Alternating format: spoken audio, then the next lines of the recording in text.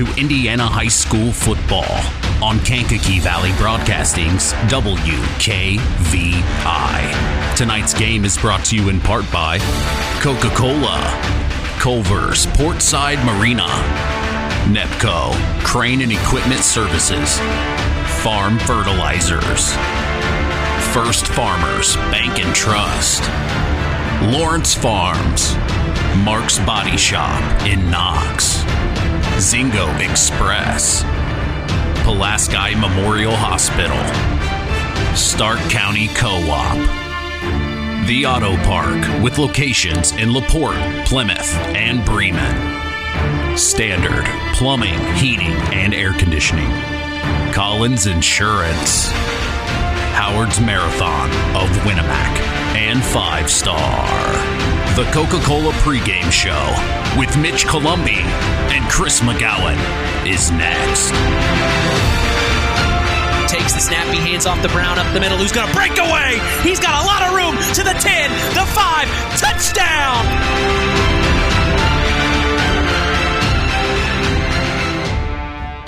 5 Star, the largest meat and grocery store in the area, focused on quality, value, and customer service. The 5 stars in the name of the store come from 5 family members of the original owners serving in World War II, each one represented by a blue star on a flag hanging in the front window of the family home. That's why even decades later, 5 Star is known for its dedication to service. Now that dedication means savings for you. 5 Star, one of the We Care stores, the area's largest meat and grocery store, focused on quality, value, and customer service. Located, you know where, in the Knox Mall.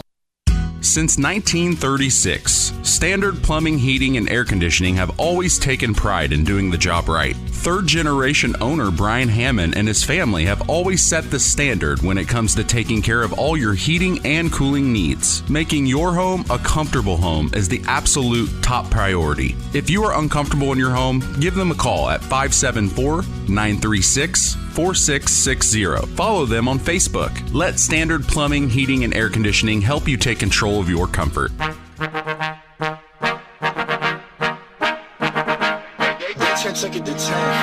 Cuts over to the 30. Now he's got a hold of the 35-40. Up the middle. He breaks away. He finds his man over the middle. It's Jaden Jones up the middle about the 40-yard line. Takes the snap. He throws out to the right side to number 12, who catches it. Touchdown. Welcome to the Coca-Cola pregame show.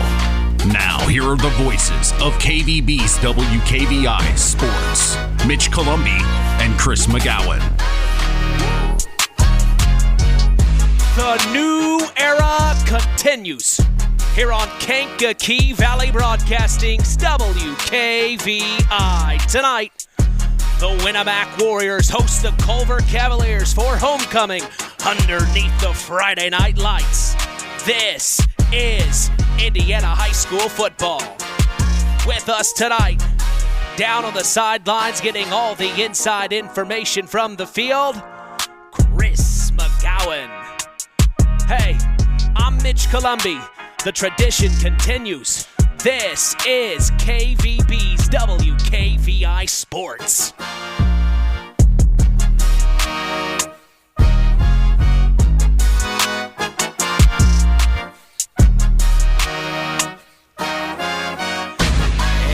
We welcome you to Week 6 of the Indiana High School football season from Winamac, Indiana. 46996. We are back for more as we are set to continue the new era of Kankakee Valley Broadcasting Sports on 99.3 FM and around the world, streaming live on WKVI.com. As we get ready for our 6th football broadcast of the year already, we have talked with both head coaches of the Winamac Warriors, Josh Burgess and Austin Faust of the Culver Cavaliers, during several practices and on the Saturday Sports Line every weekend throughout this season. These two teams are both starving for their first win, and hopeful tonight is the night they get their taste. When we look at the away team in tonight's football contest, we see the Culver Cavaliers under the direction of Austin Faust for his first year as the head coach. In week 1, they took on the North Judson St. Pierre Blue Jays and lost 47-0. They then took on one of their rivals in the South Central Satellites in week 2. We were there for that one, where the Satellites had their night, winning 44-22. The Cavs, though, had brilliant performances from key players on the field. One of them we are expecting to hear a lot of tonight, and that is Jack Rogers. This 6-foot, 190-pound senior has filled in quite nicely for the Cavs. He showed us in week 2, and Coach Faust has stated multiple times to us how important this kid is for the Cavalier team. In week 3, they took on the heavy hitter Knox Redskins and fell 56-8. Then in week 4, they saw the West Central Trojans. That was 2 weeks in a row they went up against 2 undefeated teams. The Trojans got the better of the Cavs that night as the final was 52-8. Last week, they hosted Triton for a cross-county battle of their own, but again fell short 58-6. I stopped by to see the Cavs in practice on Wednesday. They seem eager and know this is an opportunity to put a W in the win column as they go up against another struggling team hungry for a win in the Winamac Warriors. We will see what the Cavs have learned since last week's loss to Triton, as they are 0-5 on the year. With us tonight, breaking things down and analyzing play from the field, we are honored to have sports analyst Chris McGowan. Chris, your thoughts on the current situation in Culver?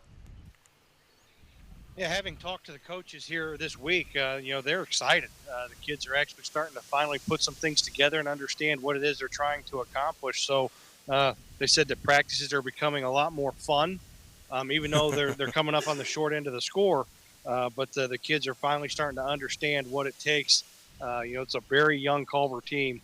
So they're finally understand what it takes to practice like a varsity football player and then carry that over to Friday nights. Yeah, absolutely. It's going to be exciting to see what the Cavs have in store for us tonight as we turn the page and see the home team for tonight's matchup, the Winamac Warriors. Head coach Josh Burgess is in his second season leading the Warriors as they have seen better days coming into tonight's matchup at 0-5 on the year. In week 1, they took on the Knox Redskins and couldn't get anything going, unfortunately. The final score was 47-0, Knox winning. In week 2, they hosted the Pioneer Panthers and fell 38-0. In week 3, they traveled to North White, getting their first points on the board of the year, but fell short again, losing 36-14. Week 4 didn't get much better as they traveled to LaVille and lost 38-6. Then, last week, they showed big-time signs of improvement as they held the North Judson St. Pierre Blue Jays scoreless through 3 quarters, but fell in the fourth, 21-8.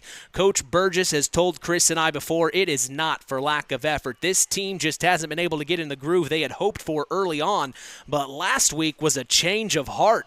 With the exceptional will to never give up last week against the Jays, we will see what the Warriors have in store tonight as they enter week 6 against the Culver Cavaliers on homecoming. Chris, we've seen the Warriors try twice so far this season.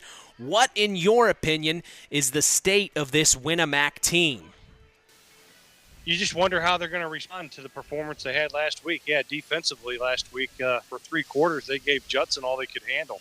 So you wonder whether or not this team can continue that trend upwards, or are they going to have a mental letdown being happy with what they were able to do last week. So I think we'll find out early on defensively where they are mentally because, again, like you said, they held Judson scoreless for 3 quarters, which nobody's been able to do this year up until last week. So, again, are they going to rest on their laurels of last week, or are they going to actually take that and take the next step forward this week? Question for you real quick, Chris. In your knowledge, when you see 2 teams coming into, latter portion of the season and still hungry for a win, what kind of game does this provide for us? A lot of the times it provides for a very exciting, fun game because you got, you're talking about high school kids who have pride and don't want to go the entire year without winning a football game.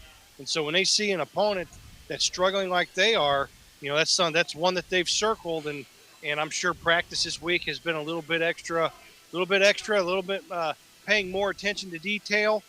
So usually when you get two struggling teams together, a lot of times you get an exciting football game. Well, and then talk about what the vibe has been like down there on the field. I've seen you talking to some of the coaches. I saw you had a chance to talk with some of the officials. What's the overall vibe down there on the field so far? Well, it's excitement to sum it up in one word. But again, it's when you're dealing with high school aged kids. Every coach I've talked to, it's just we don't know which team's going to show up. It's Dr. Jekyll, Mr. Hyde. So, yeah. You kind of get a feel. But I tell you what, I've had weeks of practice being a head coach where on Thursday nights everything was great. On Friday we come out, we play bad. I've had Thursday night practices where we looked not very good, and then on Friday night we come out and we looked like we were world beaters. So when you're dealing with high school age kids, it's hard to put a gauge or a finger or a pulse, finger on the pulse to understand what you're going to get. So a couple minutes into the game, we'll figure out where both teams are at. Well, we are expecting a great evening of IHSAA Week 6 football action as we appreciate you joining us on the Coca-Cola pregame show, refreshing the world, making a difference. We'll be back after a word from our sponsors as the Pulaski Memorial Hospital Injury Report is next. You are listening to Kankakee Valley Broadcasting's WKVI. Real magic is everywhere. It's in your mom's cooking, in 4-hour dinners with friends, in that first bite of something new, and in the fizz of a Coca-Cola. Now with so many options for less than $5, the Coca-Cola Value Collection will help you make the most out of every magic moment for so much less. Taste the magic for less with Coca-Cola. BP gasoline with Invigorate helps clean your engine and can give you more miles per tank. Continuous use may result in the following pleasant side effects: excessive smiling, feeling more relaxed, taking more drives just because, volunteering for carpool twice in a row, and bragging to your friends about how you use our best fuel ever. To find out if BP gasoline with Invigorate is right for you, stop by your local station to discover our best fuel ever. Versus minimum detergent gas. Average restored 3 to 5 miles per tank, based on fleet testing and based on what you drive and how you drive. High school sports brought to you by Zingo Express. Who's in? Who's out? It's the Pulaski Memorial Hospital Injury Report with Mitch Columbi. Mitch?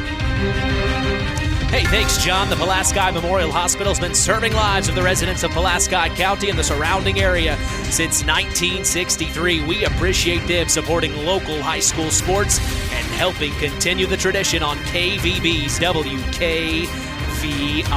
One Warrior of Winamac is out tonight, and that is Eli Matthews. Coach Burgess told me Matthews went to a specialist yesterday after he had an X-ray and an MRI done.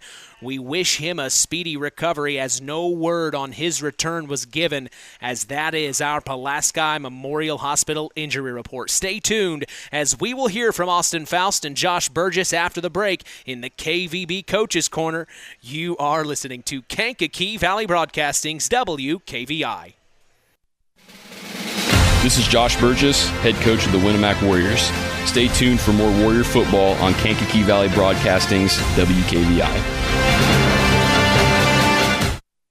This presentation of our area's local high school sports is sponsored by Pulaski Memorial Hospital in Winamac.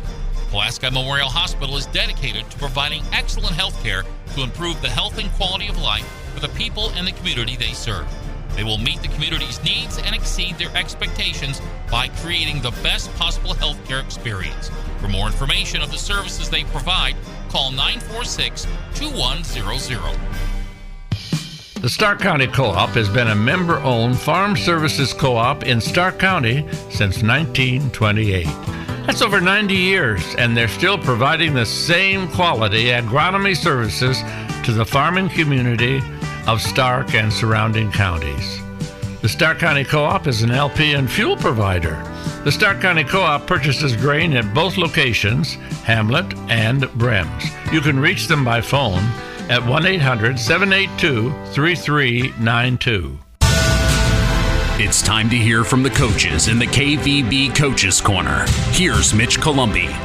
I'm here with head coach Austin Faust of the Culver Cavaliers, week 6 already. Coach, you come into this game looking for a win, very hungry. What do you know about the Winamac Warriors? Yeah, obviously they're in the same boat as we are. I mean, they're looking for a win, homecoming for them. So obviously, we're going to have to be ready. They played really well last week against a tough Judson team. So, we told our kids, we got to be ready for a tough, physical game for 4 quarters. What's something that you really want to see from the boys just to start out the first drive you get on offense? Physicality. I thought we kind of lacked that a couple weeks ago. I thought we had a little bit better against Triton. We just got to sustain that. Physicality, not turn the ball over, and just make plays. That's what we're preaching, just other guys coming up and making plays. Message to Cavalier Nation for this away game. Yeah, hey, hopefully you're driving over now, listening to WKVI, got your boombox radio in the stands, and hopefully we can get our first W. Coach, appreciate your time. Go get them. Yep, anything. Thanks. Culver's Portside Marina handles all water and recreational needs. When it comes to pontoons, Godfrey leads the industry in performance and quality, and Portside Marina has them in stock. From Sanpan, Aqua Patio, Sweetwater, and Monaco pontoons, if you're looking for a family boat, Culver's Portside Marina can help. Wanting something more sporty? Yamaha Wave Runners and Kawasaki jet skis are on the showroom floor waiting. Located at 514 West Mill Street in Culver. Stop in or call them at 574-842-5000. Culver's Portside Marina. I'm here with head coach Josh Burgess of the Winamac Warriors. Coach, starving for a win right now. You're at your homecoming. What do you want to see out of your Winamac Warriors' first possession? Just the same thing we talk about every week. Just that improvement from week to week. And just looking for our guys to be physical and aggressive to start off the game. So need to get off to a good start, have some good things happen early, and if they do, we'll be fine. What's been the message so far throughout the day? I know you guys had to deal with a lot of homecoming activities, but what's the focus right now of your young men? Yeah, I think everybody's focused in, ready to go. Hey, I told them all day, enjoy that homecoming stuff. And, it's for them, and it should be fun. They're in high school, but once we get through that school day, we've got to make sure we get mentally focused in. I think our guys have done a good job of that, so we'll find out for sure here in a few minutes. Message to Warrior Nation on homecoming. Glad everybody's coming out tonight, and we're going to see what we can do. Coach, appreciate your time. Go get them. All right, thanks, Mitch. Hey folks, Auto Park Fort LaPorte has got some news for you. We now have the largest selection of pre-owned vehicles in LaPorte County. So if you're in the market, come and check us out, because right now is the best time to trade in your current vehicle. Not interested in purchasing a vehicle? That's okay. We'll buy yours even if you don't buy ours. Not currently in the market, but your car needs serviced? Come check out our newly renovated service department and let them take care of all your service needs. And remember, we're not just an auto dealer, we're an auto park. Time now for the keys to the game. Sponsored by the Auto Park, with locations in LaPorte, Plymouth, and Bremen. All right, as we get set for Week 6 Indiana High School football action, what are your keys to the game as a Culver Cavalier, Chris? Get off to a good start. Last week on the very first play of the game, they threw an interception that the Shively kid took down to the 2-yard line. So again, can't have a start like that tonight against the Winamac Warriors. You got to get off to a good start and take care of the football. All right, now flip sides. You are the head coach of the Winamac Warriors. What does your homecoming pregame speech sound like, Chris? You build off of what you did last week. You can't let that be the highlight of the year. What you did to North Judson last week, you got to be able to take that next step. And offensively tonight, you're starting 8 seniors on that offensive side of the football. It's time you start putting some numbers on the board. That is our keys to the game, sponsored by the Auto Park, with locations in LaPorte, Plymouth, and Bremen. Time to sit back, pop open an ice-cold Coke, and chill as the Coca-Cola pregame show continues. Our KVB starting lineups are next. You're listening to Kankakee Valley Broadcasting's WKVI. This is Austin Faust, head coach of the Culver Cavaliers. Stay tuned for more Cavalier football on Kankakee Valley Broadcasting, WKVI.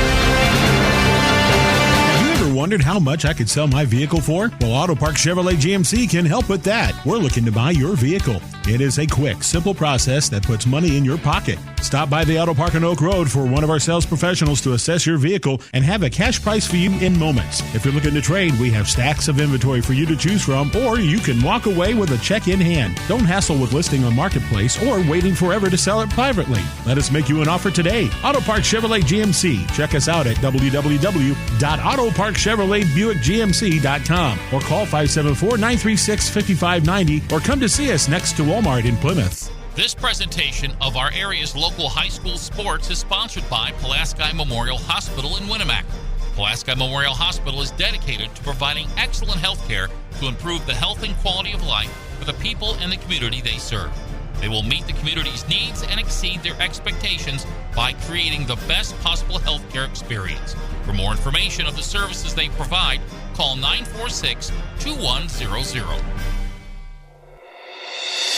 He's up the right side. He barrels his way through. 2-point conversion is made. Now it's time for the KVB starting lineups. For the Warriors of Winamac, Indiana. On offense, starting at quarterback is Max Gearhart. The running backs are Maddox Buzinski, Jaden Jones, and Talon Garner. Starting wide receivers are Jace Bentel and Aiden Schooler. In the trenches on the O-line for the Warriors are Aiden Jimenez and Wyatt Wheeler at the tackle positions. Charlie Dissinger and Max Keller are the offensive guards, and Cody Wheeler is in the middle at the center position. On defense for the Warriors, starting safeties tonight are Addison Allen and Cash Roth. Starting cornerbacks are Ethan Burgess and Aiden Schooler. Starting linebackers are Tucker Fox, Tierson Wolford, and Jaden Jones. On the D-line for the Warriors, we will see Wyatt Wheeler and Talon Garner as the defensive ends, Max Keller and Lucas Perez as the defensive tackles. For the visiting Cavaliers of Culver, Indiana, on offense starting at quarterback tonight, we will see Jonas McEwen. The running back is Ethan Binion. The H-back is Brady Kindernay. Wide receivers for tonight are Caleb McEwen, Ryan Beam, and Jack Rogers. Now for the big men up front, Theron Carrington and Drake Zorich will start at the guard positions. Logan Caudill and Isaiah Vela start at the tackle positions. And in the middle at the center position is Braden Molbash. On defense for the Cavs, starting defensive backs are Hayden Parker, Jonas McEwen, and Tony Summers. The linebackers are Jack Rogers, Brady Kindernay, Drake Zorich, and Caleb McEwen.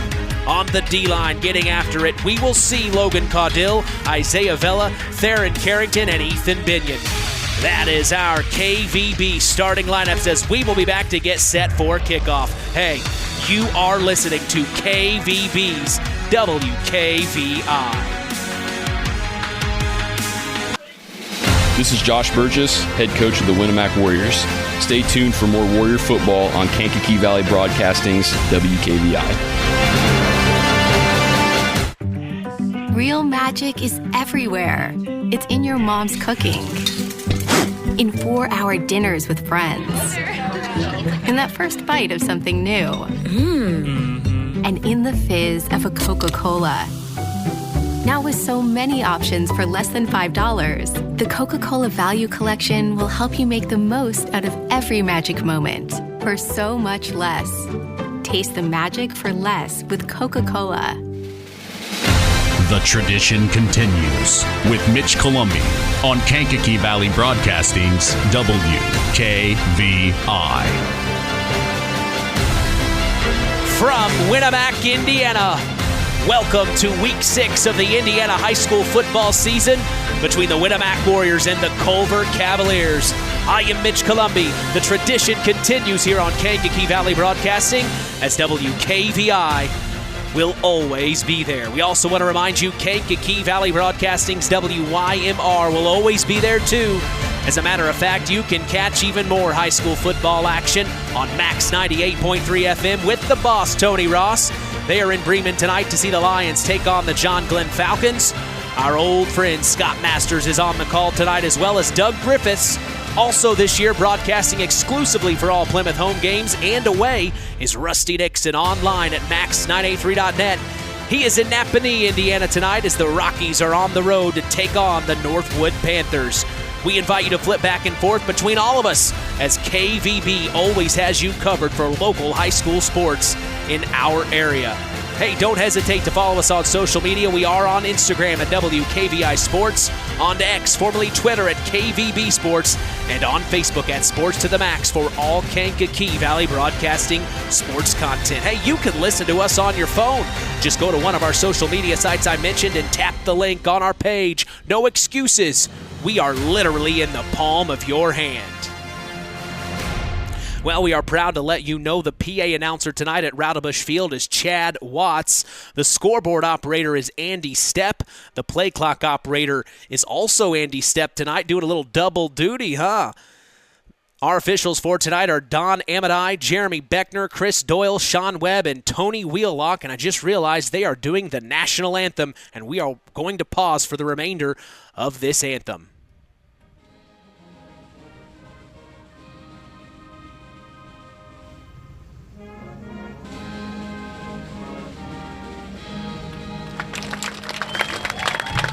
Well, we remind you every morning to join Rich Wallen on the WKVI Morning Show, Monday through Friday, 5 a.m. to 12 p.m. Central. Catch local news as well for our area with Kankakee Valley Broadcasting News Director Anita Gooden, who covers news on WYMR and WKVI. Catch our stories on WKVI.com and Max983.net to stay up to speed in your local area. We look around our other area teams, Chris, and see the Knox Redskins traveling to LaVille for their homecoming tonight. Your thoughts on what may happen there? It's a toss-up. I tell you what, the last 2 years, LaVille has beat Knox both times by 1 point. So Knox has 2 consecutive losses by a total of 2 points the last 2 years. I tell you what, everybody thought LaVille was going to be down from all the graduation they had, but they just continued right where they're at. And LaVille's a very tough place to play. I would not be shocked if LaVille actually pulls that out tonight. Wow. Well, of course, LaVille is undefeated just like the Knox Redskins. We'll keep our eye up, or we'll keep our ear out for those score updates. Also, the South Central Satellites travel to North Judson, San Pierre. It's North Judson's homecoming tonight. Your thoughts for that matchup against the Satellites, Chris? Well, if North Judson comes out like they did last week against this Winamac Warrior football team, they're going to be in another dog. Yeah. South Central can run the ball and throw the ball with the Hanchar kid, and I'm telling you, it's North Judson's just going to have to come ready to play, or they will find themselves another dog fight. But I look for them to pull it out. South Newton is at West Central tonight from Kentland, Indiana. What do you think transpires for the West Central Trojans? They're our only other area team, just like the Knox Redskins, undefeated, Chris. West Central should roll as long as they take care of the football. You can't turn the ball over tonight, and West Central should move to 6-0. All of that, though, lines us up for our game as the Winamac Warriors host the Culver Cavaliers for their homecoming 2023. My goodness, can't believe time is flying this fast. We see the pep band is here in full force. We also see the cheerleaders, they are out supporting their Warriors. And we look across the way, we see several Cavalier Nation fans in the stands ready to cheer on their Cavs. The spirit is here, and it's finally about time we got to a Winamac game. Chris, our first broadcast ever together was here. Yeah, it was. Last year? Yeah, already. Time's flying. It feels like we're back home. It feels very comfortable up here. We've got the AC on, Chris. I hope you don't mind outside. I'm fine. It's nice. It's a beautiful night for football out here. Not humid, beautiful temperature.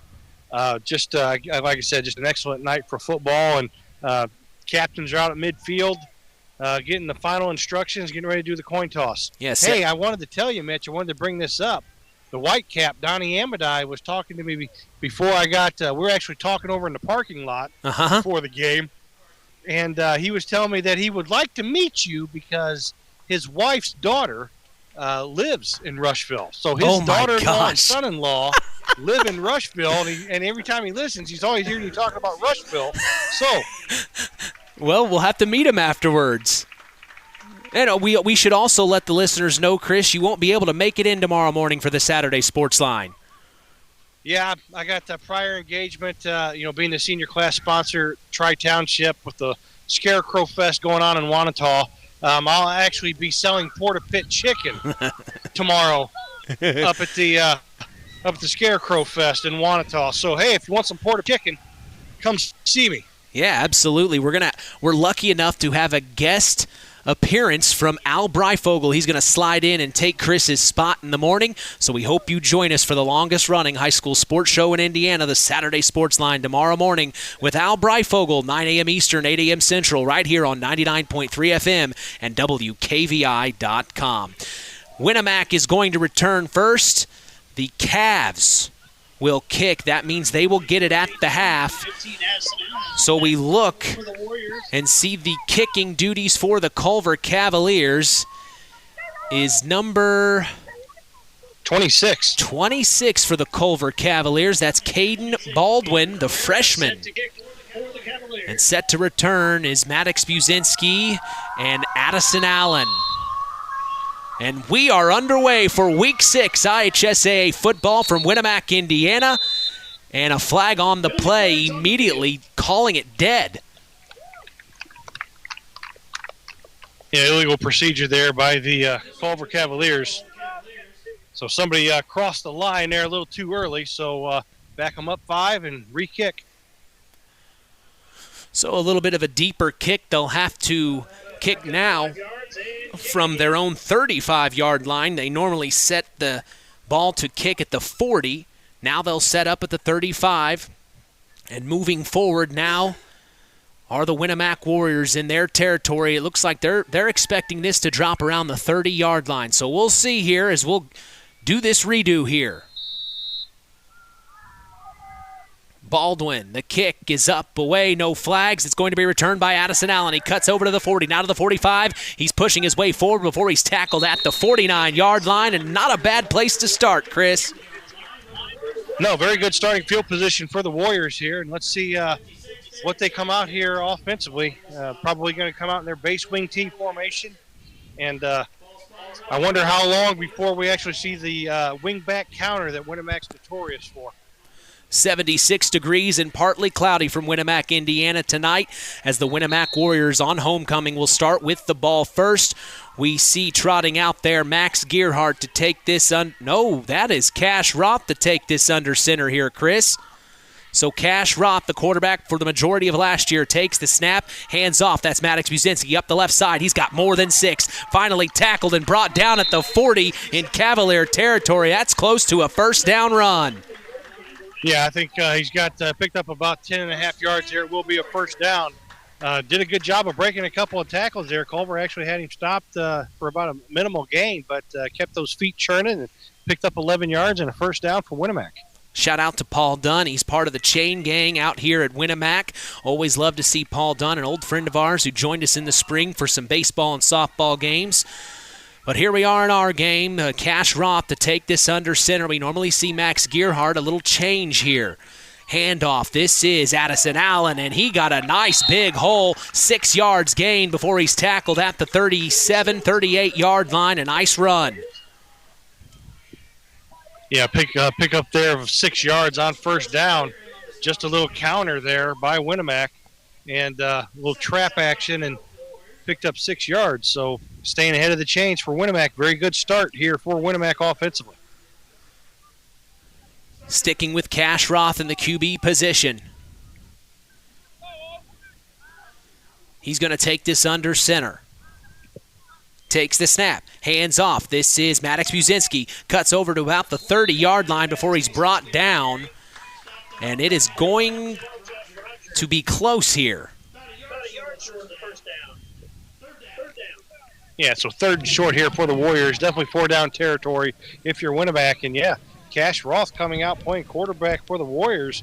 Kind of a surprise. Like you said, Max Gearhart, the senior, had gotten the starts for the previous 5 games. Well, and we got the email from head coach Josh Burgess for his potential starters. That's how he worded the email. These are our potential starters tonight, Mitch. So he pulled us all for a loop. We've got Cash Roth taking the snap under center, handing off. That's Jaden Jones cutting back over, spinning around, and finally brought down at the 25-yard line. A nice run there by Jaden Jones. Yeah, Winamac there pulling the backside guard. Just a little J pull there by the guard, getting up on the linebackers and hand off to Jaden Jones, and picked up about 5 yards and enough for a first down. So fresh set of downs here for the Warriors. Now there's whistles on the official play. timeout. Yeah.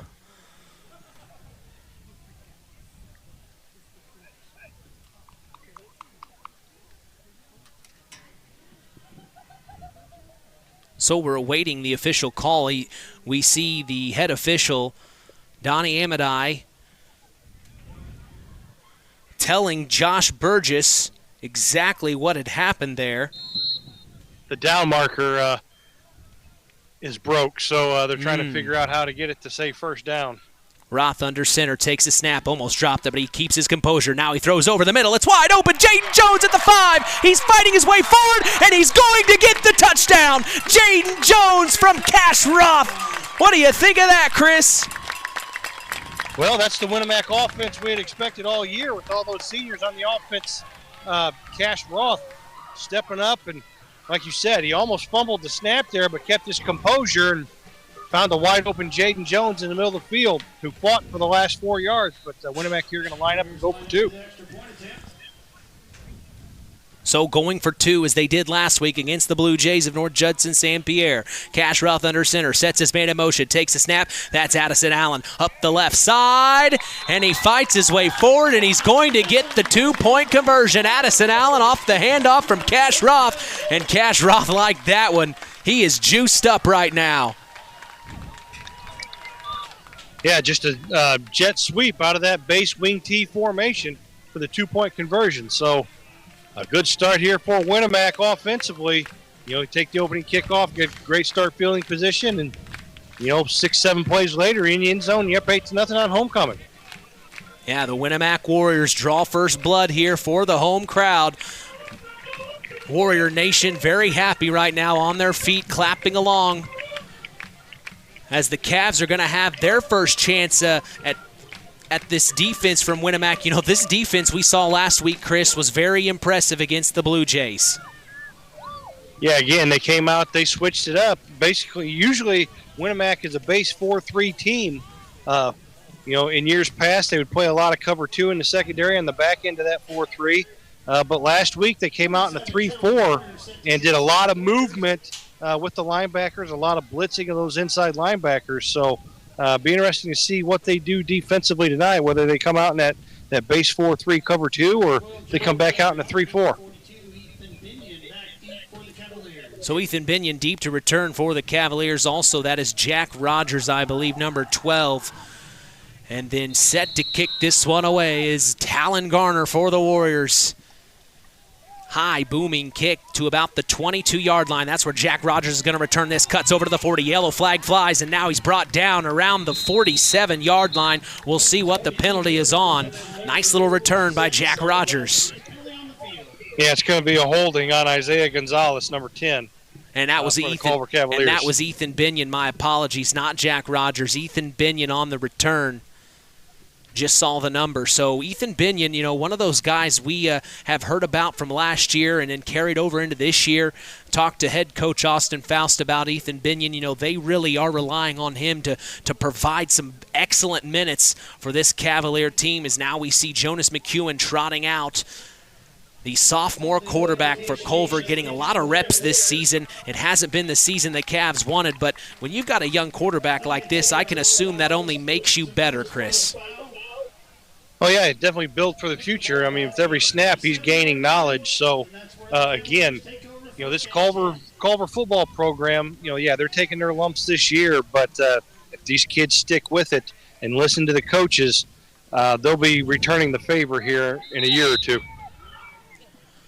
So the penalty backs the Cavs up to about the 26-yard line. It's a handoff up the middle, still fighting his way forward, and he's finally brought down around the 30-yard line. I believe that was Jack Rogers, the senior on the carry, and we're going to hear a lot from him tonight, we can only assume. Yeah, pickup of about 4.5 yards there on first down, and carried 3 or 4 Warriors with him. So second down and a long 6 or a short 7, depending on whether you're a Cavalier fan or a Warrior fan. Ball on their own 30-yard line, 2nd and 7. McEwen takes a snap from shotgun, hands off. This is Ryan Beam around the right corner, and he didn't get much, if a yard, maybe a couple. The Warriors snuffed him out around the 32. Yeah, it looked like his feet just slipped out from underneath him. Tried to plant on the inside foot, and when you do that, nothing good happens. Needs to plant on the outside foot to make that cut. But Winamac coming back out and started that formation. They're in the 3-4 defense, so they liked what they did last week and going to try to continue it this week. 3rd and 7 from shotgun. McEwen takes the snap, fires out. That's Ethan Binion working his way forward, trying to get the first down. Fumble on the play. But the Ethan Binion somehow comes up with it, and it's going to be short of the first down there, Chris. It's going to be fourth and about a foot, so I would not surprise me to see Austin Faust go for this. He may ask for a measurement. At least I would. I'd ask for a measurement to see how far you have to go. Give yourself a little bit more time to think about it. Yeah, now an official timeout, just like you were talking about. They're going to measure this. This is 3 weeks in a row we've seen this. I don't think we saw it all last season. If we did, I can't remember it, Chris. And then here's 3 in a row. 3 weeks in a row we've seen the chain gang have to be put to work here. And this is smart on Faust. If Faust actually asked for the measurement, as a head coach, you can ask, hey, can I have that measured? Now, the official doesn't have to give it to you, but most times they will. And so this is like an extra timeout for Coach Faust. And that's exactly what he was doing. He was talking with Jonas McEwen, as you just said that, Chris. Exactly. If he asked for that, very smart, a chance to talk to his sophomore quarterback and get them ready. It looks like they're going to go for it here on 4th and 1, Chris. Maybe look for a hard count here. Or I like Jack Rogers up the gut here for a foot. Yeah, they can definitely count on a foot from Jack Rogers. He's been providing excellent play for the Cavs this season. It just hasn't gone their way. Let's see if this one makes it happen. From shotgun, takes the snap, hands off. That's Jack Rogers around the left side. He's got the first down and more before he's knocked out of bounds around the 44-yard line. Shoves a Warrior late out of bounds. They wanted a flag, but nothing flies. Jack Rogers just asserting his dominance here in this football game, I assume, Chris. Yeah, he did. Right there, a little extracurricular activities there on the sideline. The Winamac coaching staff is wanting an unsportsmanlike penalty there, but he was just protecting himself on the sideline, so no harm, no foul there. Pick up a first down there for the Cavaliers. Well, and you got to remember, both teams are starving for this win. They'll do anything, whatever it takes. We're not here to make friends. We're here to win. And that's what Jack Rogers just said. From shotgun, Jonas McEwen hands off. This is Ethan Binion up the right side. He's met by 2, 3, 4 Warriors. They read that play well. A loss of yards, I believe, maybe a loss of 2 potentially. Things starting to get a little chippy out there. Yes, they are. But that actually goes down as a pass completion there. Just a little shovel pass forward there to Ethan Binion for no gain. So McEwen gets the call from the sideline. Head coach Austin Faust is standing around the 36-yard line in Cavalier territory. 2nd and 10, ball on their own 44. McEwen from shotgun again. Takes the snap. Double handoff. Oh, fumble on the play. Warriors pounce on it, and I think they have it. I think they have it here, Chris. No, they don't. Interesting. Ethan Binion was able to get back on the ball there, so luckily for the Cavaliers, Binion was able to get back on that ball. It was going to be a double handoff counter there for the Cavaliers, and the play was set up nice if they would have been able to secure that second handoff, but a loss of 1. So 3rd and 11 here for the Cavaliers. So another 3rd down play for the Cavs. They're going to have to make something happen. 11 yards here. Ooh, and they got the Warriors off sides. There's that hard count you were talking about, Chris. Nice job for the sophomore quarterback, Jonas McEwen, to pull it there. Yeah, free 5 yards there, so makes it more manageable here, 3rd and 6 for the Cavaliers. And depending on what you do here, Austin Faust might be looking at 2 downs here to pick up this 6 yards. I'm liking Jack Rogers to the outside again. Yeah, he definitely gets space, and when he has enough of it, he's going to use it. He's got the feet. As here's from shotgun, Jonas McEwen. He's looking to throw. Here come the Warriors. It's a completed pass. That was hard to describe. A completed pass to number 80, but he doesn't get much. Intended target, Caleb McEwen, Jonas's twin brother. He's able to get a yard, maybe two. He had to get rid of it quick as the Warriors were coming fast, Chris. Yeah, Winamac's continuing the same game plan they had last week, doing a lot of movement with those inside backers and flying to the football, So 4th down here in Culver, yes, lining up to go for it.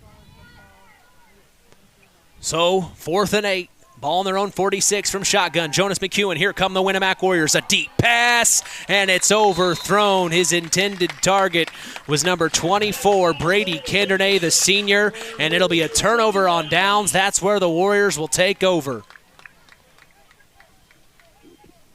Yeah, actually had a step on the defense there. Just overshot his receiver by about 6 or 7 yards there. So, again, good shot there. Maybe do that on 1st or 2nd down, but, on 4th down there for Culver, it just shows you, what they think they need to do to be able to stay in this football game, and that's possess the football. Yeah. Well, we're coming up on 5 minutes to go here in the opening quarter. It's 8-0. The Winamac Warriors lead the Culver Cavaliers. Cash Roth under center. He's been the quarterback for the majority of this game. It's a handoff to Jaden Jones up the right side. Nice little stiff arm. He gets to the 30, to the 25, and about the 21-yard line was where he runs out of bounds. What a heck of a run by number 24 for the Winamac Warriors, Jaden Jones, the senior. Yeah, doing a very good job there using that stiff arm.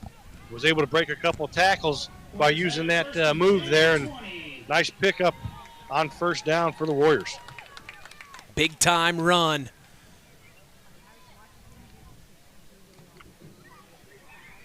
As now they are deep in Cavalier territory. Ball on the 20-yard line.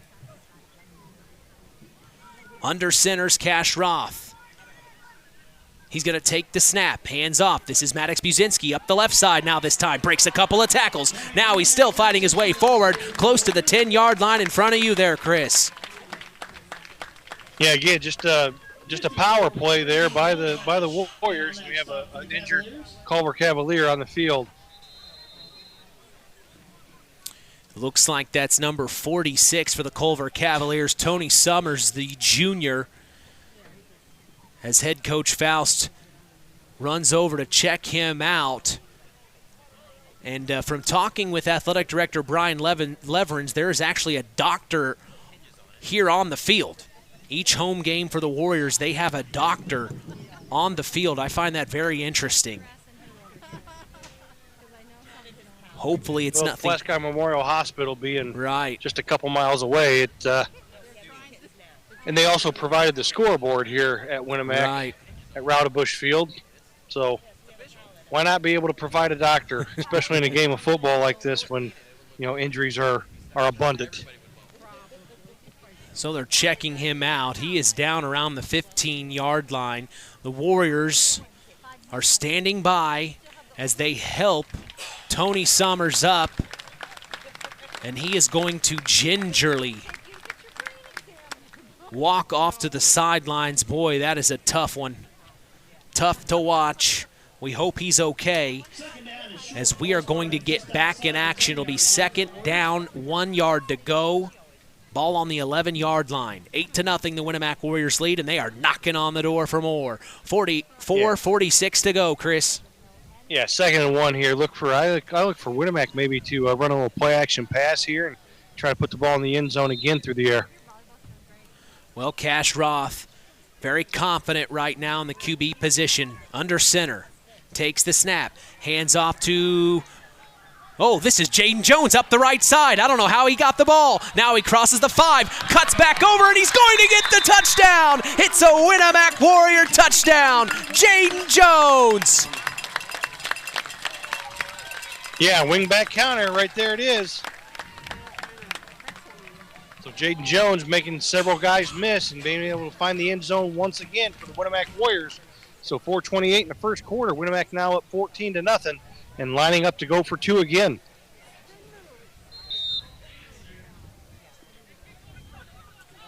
Well, head coach Josh Burgess talked about this last Saturday and on the Saturday Sports Line. He said it's not that they don't have a leg that can kick the extra point. He said that he just feels that confident with this O-line and this team to get those 2 points. And, hey, we've seen Russ Radke. He likes to do that too, and the Blue Jays have gone for 2 quite a bit. Here's a handoff for the 2-point conversion. Jaden Jones, he almost was brought down but kept fighting his way forward. He gets the 2-point conversion, and now 2 flags fly on the play. Yeah, I'm curious to see what this is. I didn't see anything.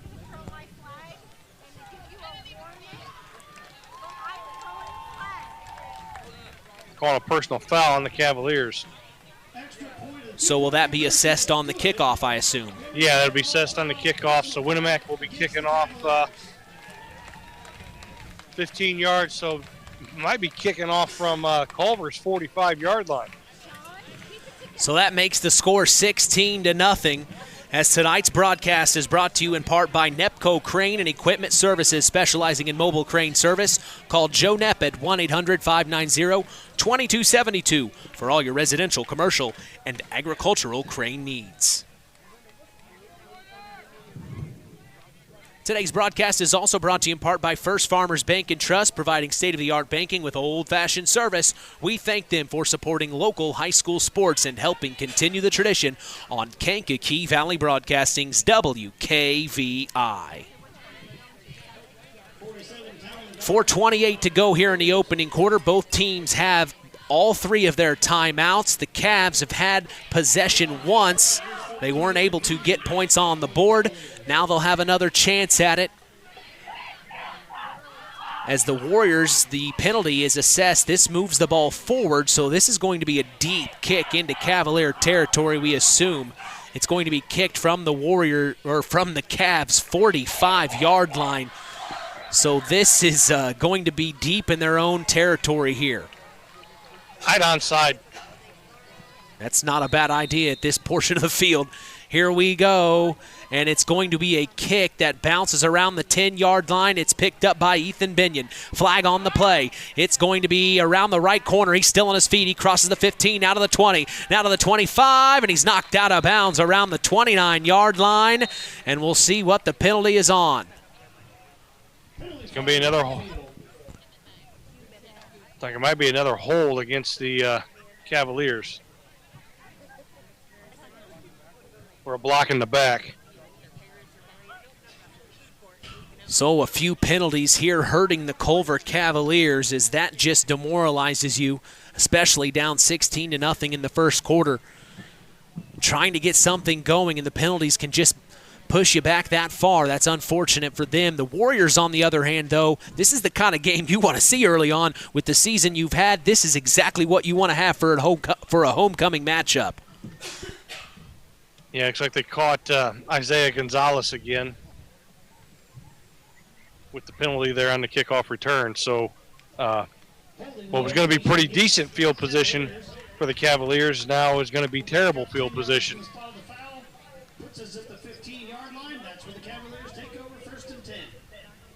Yeah, because that's 10 yards from the spot of the foul, and they had returned the kick to about the 40-yard line. So instead of starting at their own 40, they're now going to start at their own 15. So 1st and 10 for the Cavs. McEwen from shotgun. He hands off up the middle. That's Jack Rogers. And the Warriors are all over it. And here's that intensity we saw from them last week. That's number 66 for the Winamac Warriors on the tackle. He was juiced up when he got that. That's Max Keller, the senior, 5'11", 215. That's the kind of intensity we saw last week, Chris. Yeah, just did a good job there of shedding the blocker and grabbed Rogers from the backside there in the jersey and just threw him to the ground. So loss of 1 there on first down. Ooh, a hard count gets the Warriors again on the next play for 2nd and 12. Little antsy there are the Winamac Warriors as this is going to help the Cavs out a little bit. So now it'll be 2nd and 7. Much more manageable here. Ball on their own 19-yard line. The Cavs have shown us some great plays throughout the season. There was a big-time 90-yard return we've heard about from Jack Rogers a few weeks ago. So they have the capabilities of popping off at any time. Jonas McEwen takes the snap, hands off to Rogers again. He breaks 2, 3, took 3 Winamac Warriors to bring him down. The first tackle did nothing. Flags fly on the play. It's going to be that kind of matchup, I think, tonight. Yeah, that's the face mask, personal foul face mask on Winamac. So it's going to be a first down for the Warriors, or for the Cavaliers. Sorry. Face mask to call against the Warriors. Coming up on 3 minutes to go here in the opening quarter. 16-0. 2 quick scores from the Winamac Warriors. They've scored both times they've had possession of the ball. The Cavs, this is their second possession of this quarter, of the night for that fact. Trying to get something going as they move the chains and get the first down. Ball on their own 38-yard line. Chugging themselves forward. It's Jonas McEwen. Takes the snap, hands off to Jack Rogers again. He breaks through the middle, and he gets a nice 8-yard gain there. Almost was a little surprised he had that much space, I think. Yeah, again, a very good play there on first down for the Culver Cavaliers. Starting to build a little momentum here offensively, see if they can continue it. So that spots the ball at their own 45-yard line, 2nd and 3. They only need 3 yards to get. Good positioning for the Cavs here. A much better drive so far to start here in the first. McEwen takes the snap. Hands off to Rogers again. Skips around. Breaks a tackle. But then he's finally brought down. I don't think he got a yard. He may have lost one. Tough situation. The Warriors have read that play well. Yeah, again, Winamac brought the house. Blitzed both inside linebackers there. Jaden Jones was the first one to slow him down. And then the rest of the Warriors just continued on in pursuit and brought him down for a loss of 1. 3rd and 5. Under 2 minutes to go here in the first quarter. Mitch Columby along with sports analyst Chris McGowan down on the sidelines getting all the inside information. We're so glad you've joined us. Jonas McEwen for the Culver Cavaliers takes the snap from shotgun. Fakes the handoff. Now it's a toss back to Ryan Beam. Cutting over to the left side. He crosses the 40. Trying to get forward, and he's knocked out of bounds by Addison Allen. A huge time, big time tackle at the 44-yard line. Lowered his shoulder and made it happen.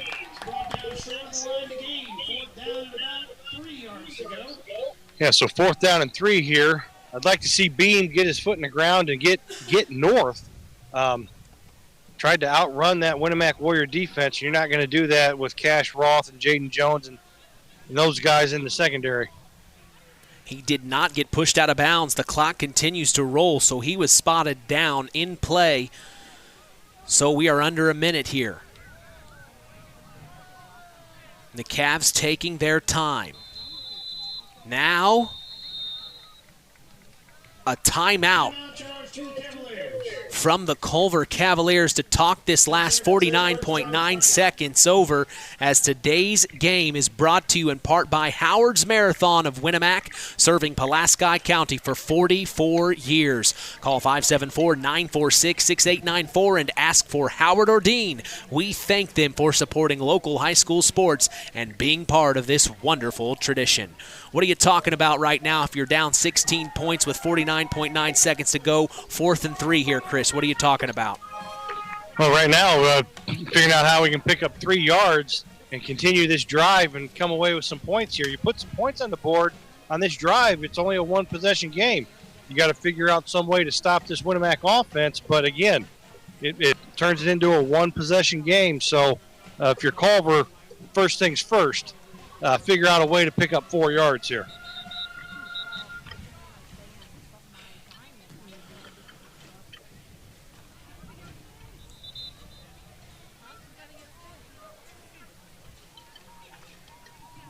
So here come the Cavs trotting back out, 4th and 3. From what Chris and I can tell, they are going for it here.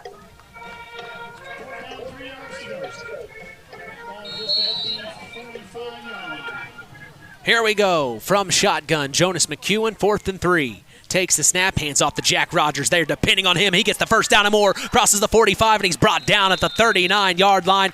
Big time run for Jack Rogers. Yeah, again, just excellent execution there up front by the Culver Cavaliers. And picked up a nice chunk of yardage there on that fourth down run for Jack Rogers, and he was one shoestring tackle away from taking that to the house. He was. If it wasn't for a Warrior barely getting their hand around his ankle, that would have been gone. And like we just said a few moments ago, these Cavs are able to pop off at any time. Here's Jonas McEwen from shotgun. Hands off to Jack Rogers, breaks a tackle, going around the right side, crosses the 40, and he's tackled at about the 41-yard line. Big-time tackle. Addison Allen, he's all over the field tonight, Chris. I think Winamac got away with the horse collar there on that tackle. So, again, that's going to do it here for the first quarter. So, at the end of the one, Winamac 16, Culver 0. And we are going to take a break with them. Don't go anywhere. For sports analyst Chris McGowan, I'm Mitch Columbi. You're listening to Kankakee Valley Broadcasting's WKVI. On the way home from the game, a deer jumps in front of your truck. And now you've got to get that truck repaired. Make it easy on yourself. Take it to Mark's Body Shop. Mark's has done expert auto body service since 1998 and will work with you and your insurance provider for collision repair, custom body paint, and insurance work. And all work guaranteed by owner Mark Schell. Mark's Body Shop, proud to support high school sports. 772-7003. This is Austin Faust, head coach of the Culver Cavaliers. Stay tuned for more Cavalier football on Kankakee Valley Broadcasting, WKVI. When you grow up on the land, you have an appreciation for it. When you grow up and work on a family farm, on land that is shared by members of a family, all working together as a team, that appreciation grows even more. They know what it's like to work as a team to get the job done. At Lawrence Farms of Knox, Todd and Josh Lawrence and family support the local high school teams and wish them success all through the season. Back at Rowdebush Field in Winamac, Indiana, 16-0, the Warriors lead here on homecoming. We thank Farm Fertilizer for sponsoring tonight's broadcast. Call them at 574-867-2441. That's Farm Fertilizer, helping to move the bar on yield and crop investment returns. First play for the Cavs is a run up the gut, not much gain. The Warriors were there to stop it, as this will bring up 3rd and 10 again. And Chris, we start the second quarter here. What are your feelings as we go moving on into this game? Well, I like what Culver's doing offensively here. They went a little wildcat there and actually direct snap to Ethan Binion. But 3rd and 10 here, going to have to pick up a pretty good chunk if they're going to have success continuing this drive. McEwen from shotgun takes the snap, rolls out to his left, fires deep over to the left side, and it's going to be intercepted by a Warrior. He brings it back to the 40, now to the 45, and he's tackled around the 49, 50-yard line. I believe that's number 23, Maddox Buzinski on the interception, Chris. No, that was 21. 21. Ethan Burgess. So a big-time interception for Ethan Burgess, as the Warriors will take back over in really good field position. Yeah, again, that pass just got away from McEwen there, and I tell you what, got to give credit to 24 there for Culver. Brady Kinderday, I mean, he didn't make the play, but he came back and tried to become a defensive back himself as the receiver and tried knocking it out of the defender's hands. Cash Roth under center. Takes the snap, hands off. This is Maddox Buzinski. There he is, and he's tackled right at the line of scrimmage. That's going to bring up 2nd and 10, ball on the 47. Tell you what, Theron Carrington there, the defensive tackle for Culver, that kid is not very big. And you know, the other thing, too, about him, he's hearing impaired. Right. So he has to look over to the sideline every time and get actual hand signals from his translator. Which is his mother. Did you know that, Chris? Cash Roth under center takes the snap, hands off to Maddox Buzinski up the left side, and he's tackled at the 49-yard line. 51, geez, been doing this too long for that. As there he was again, Theron Carrington, just like you said, Yeah, his mother is there at practice throughout the week. You see her if you've ever watched or seen some of the pictures on our social media from where I'm at practice. That's his mom that is actually sign languaging him the plays from what the coaches are saying. It's really interesting to watch. I wanted to talk to head coach Austin Faust about it. Hopefully I'll remember in the morning. As here's Cash Roth under center.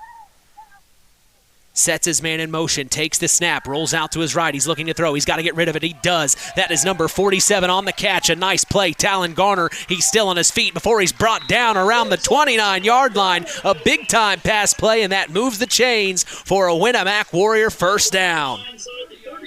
Yeah, just a fullback out into the flat right there. And I tell you what, Ethan Binion was on an island, outside linebacker for the Culver Cavaliers. It's one of those deals where do I have the green light to try to put pressure on the quarterback or should I stay in the flat? And I tell you what, he came and put a hit on Cash Roth, but allowed the flat to be open. And Talon Gardner making a great catch and great run after the catch. The Warriors charging themselves forward. Ball on the Cavs' 29-yard line, and they are knocking on the door again. 1st and 10. Takes the snap. Hands off. No, it's a quarterback keep up the left side. As they are running interesting plays that are throwing me for a loop, Chris. Well, that was a miss handoff there in the backfield. That was going to be the wingback counter, and Cash Roth just got a little bit too deep on his drop there and wasn't able to complete the handoff to Baczynski. But, again, realized what had happened and just put his head down and tried to get as much as he could and picked up about 1.5 yards.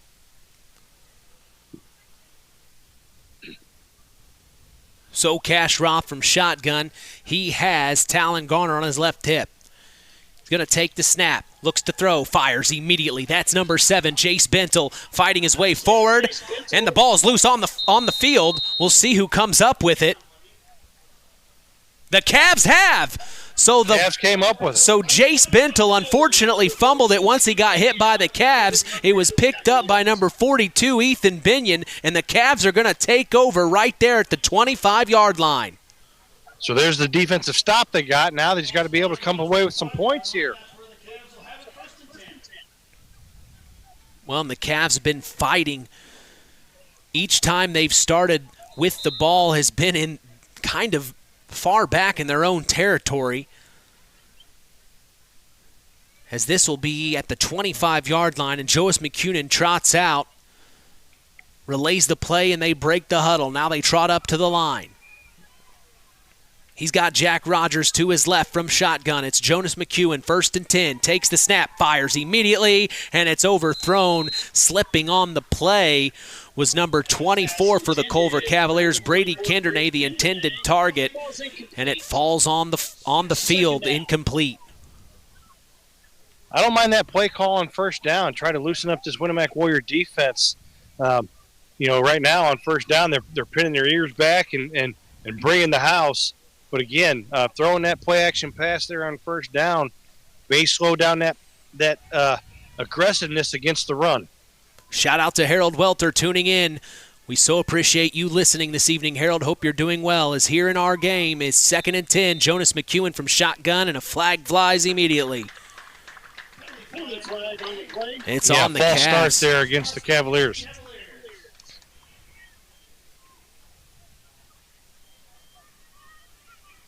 So that's going to push the Cavs back. Another penalty that just hurts you. 5-yard mark off. 2nd down, 15 yards to go.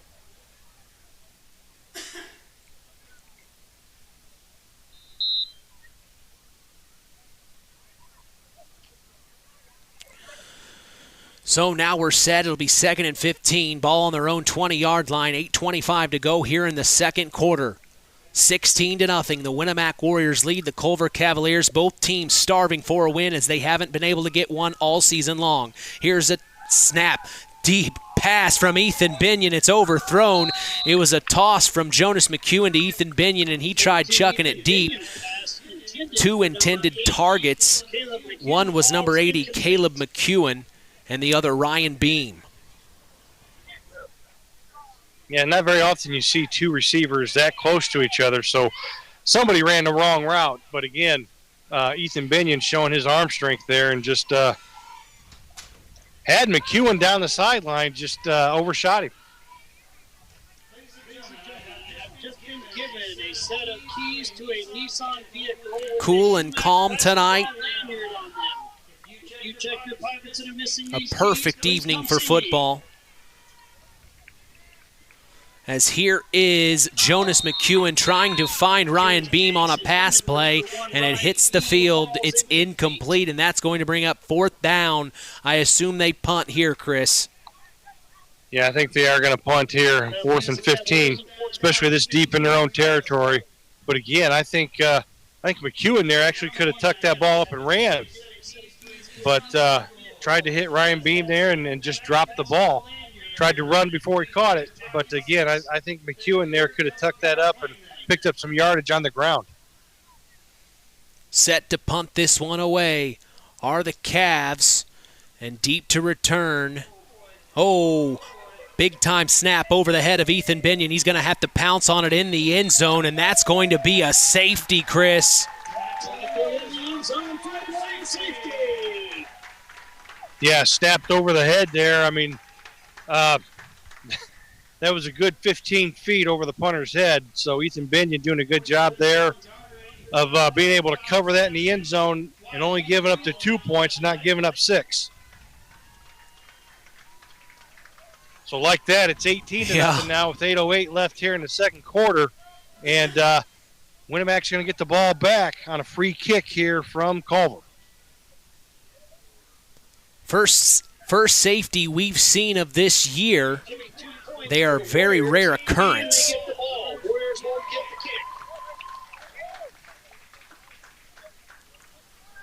So not only do they get 2 points on the board, just like Chris said, they're going to get the ball. And you see on the far sideline, head coach Austin Faust talking to his Cavaliers, trying to explain what they need to focus on here. You're down 18-0, Chris, and you've got a punt away. What are you saying in the huddle? Just trying to stay focused and try to stay positive. Now, the big decision here, are you going to kick it like a kickoff, or are you actually going to punt it from the 20-yard line? Yeah, interesting. You'll see a lot of coaches punt it just because it's harder to handle. It's a harder ball to catch, but Culver here is going to go ahead and kick it off.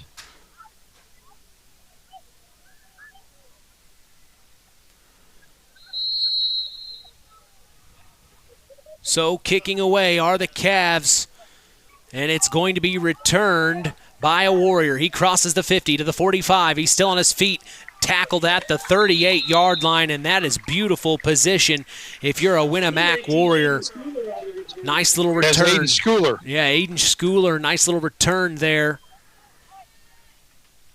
Returns the ball across midfield, even across the 40-yard line, down to about 8. So that's where the Warriors will start this possession.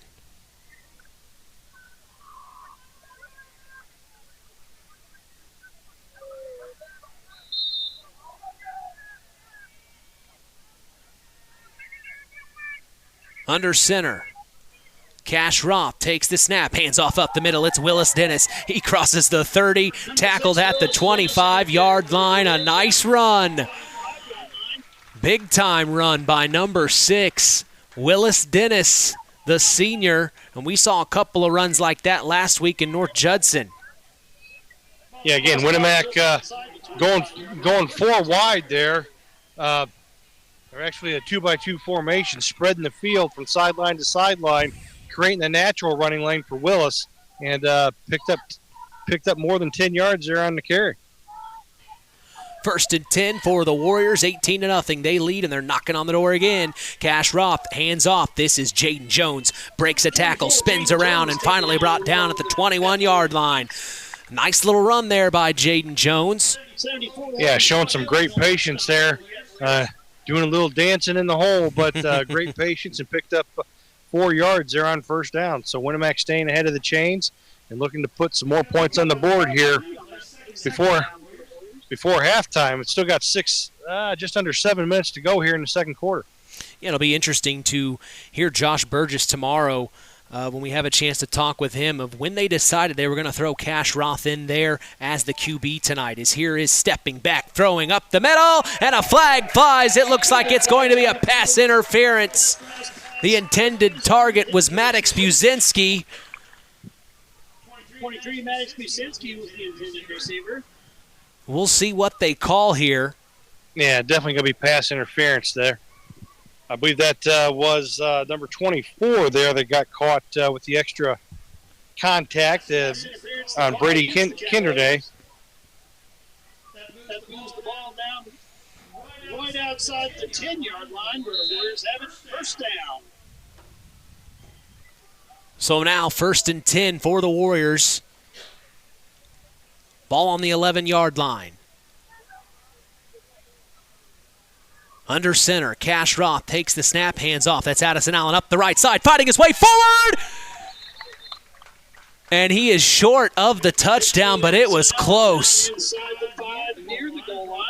Right on the 2nd or 3rd yard line, that's where they're going to spot it.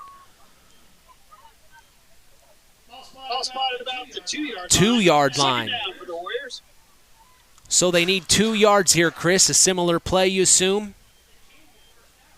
Yeah, I'm looking for just a base power play here. Maybe Maddox Buzinski. Yeah.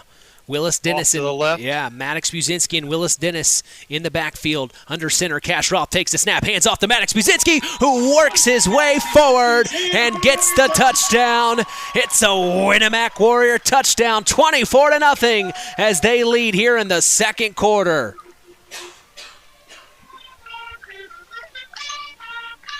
So, yeah, just an under block there by Addison Allen and a lead ISO block by Willis Dennis. And Maddox Buzinski is able to walk into the end zone from 2 yards out. The Warriors are going for 2 again, as they have all night long. It's Cash Roth under center, Willis Dennis in the backfield. Roth sets his man in motion, takes the snap, rolls out to his left. He's going to have to keep it himself, fights his way forward, and he's going to get the 2-point conversion. Cash Roth for another 2-point conversion to add to the board. It's 26-0. A breath of fresh air if you're the Winamac Warriors. A tough thing to watch if you're a Culver Cavalier. Both teams come into tonight winless. Someone's got to win tonight, and right now the Winamac Warriors are making a good case for themselves. The Culver Cavaliers right now are just having a tough time getting things going, Chris. Yeah, right now offensively having a tough time being consistent offensively. So, they've made some plays. They've had some nice offensive plays, just haven't been able to string enough of those good plays together. Mark's Body Shop in Knox is proud to be part of the broadcast this evening. If you ever need collision repair, contact Mark at 574-772-7003. Hey, Mark told me they're hiring. Get your applications ready and turned in for consideration at Mark's Body Shop in Knox. 26-0, under 6 minutes to go here in the first half. Mitch Columbia along with sports analyst Chris McGowan. We've got an extra pair of hands on the field tonight. Someone shadowing Chris. Want to give a big-time shout-out to Justin Ruff. We appreciate him joining us this evening. Might be able to hear him this winter, Chris. We're so excited to maybe have a chance at getting a sideline reporter for the basketball season. Yeah, it's gonna be nice. Having that sideline reporter. I know I enjoy doing it in the postseason during boys basketball. The question is, I'm going to put some pressure on you, Mitch. How many Tri-Township girls basketball games you got on the schedule this year? Every game is a Tri-Township game, Chris. We're not doing any other games. That's my answer tonight. What Josh Burgess say? These are our potential starters tonight. That's our potential schedule for this year. Here's a kick return by Ryan Beam up to the 37-yard line. So Ryan Beam gets a nice return there.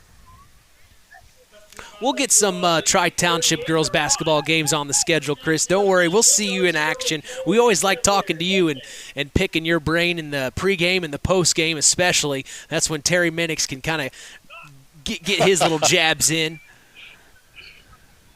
Oh, It's already I can't believe we're this close to basketball season. We're week 6 of the football season. It's unbelievable how fast it goes. I almost felt like last season took a little bit more time. This one's flying as here's a snap from shotgun, handoff to Jack Rogers up the left side. He breaks away to the 50, now to the 40, now to the 35-30, to the 25-20, to the 15. Still on his feet. He's going to get a Culver Cavalier touchdown. Jack Rogers. And there's the play we were talking about earlier. These Cavs can pop off quick, and there's 6 fast ones for the Culver Cavs. Yeah, 62 yards out there, just a little sweep to the Culver sideline, to the far sideline there, and Jack Rogers makes one guy miss, gets down the sideline, makes another guy miss inside the 10, and hey, look at that. Culver's on the board. So a little bit of life here by the Culver Cavaliers, and they're going to line up to go for 2 like they always do. You know, Jack Rogers, as big a guy he is fast, and he showed his speed there on that play.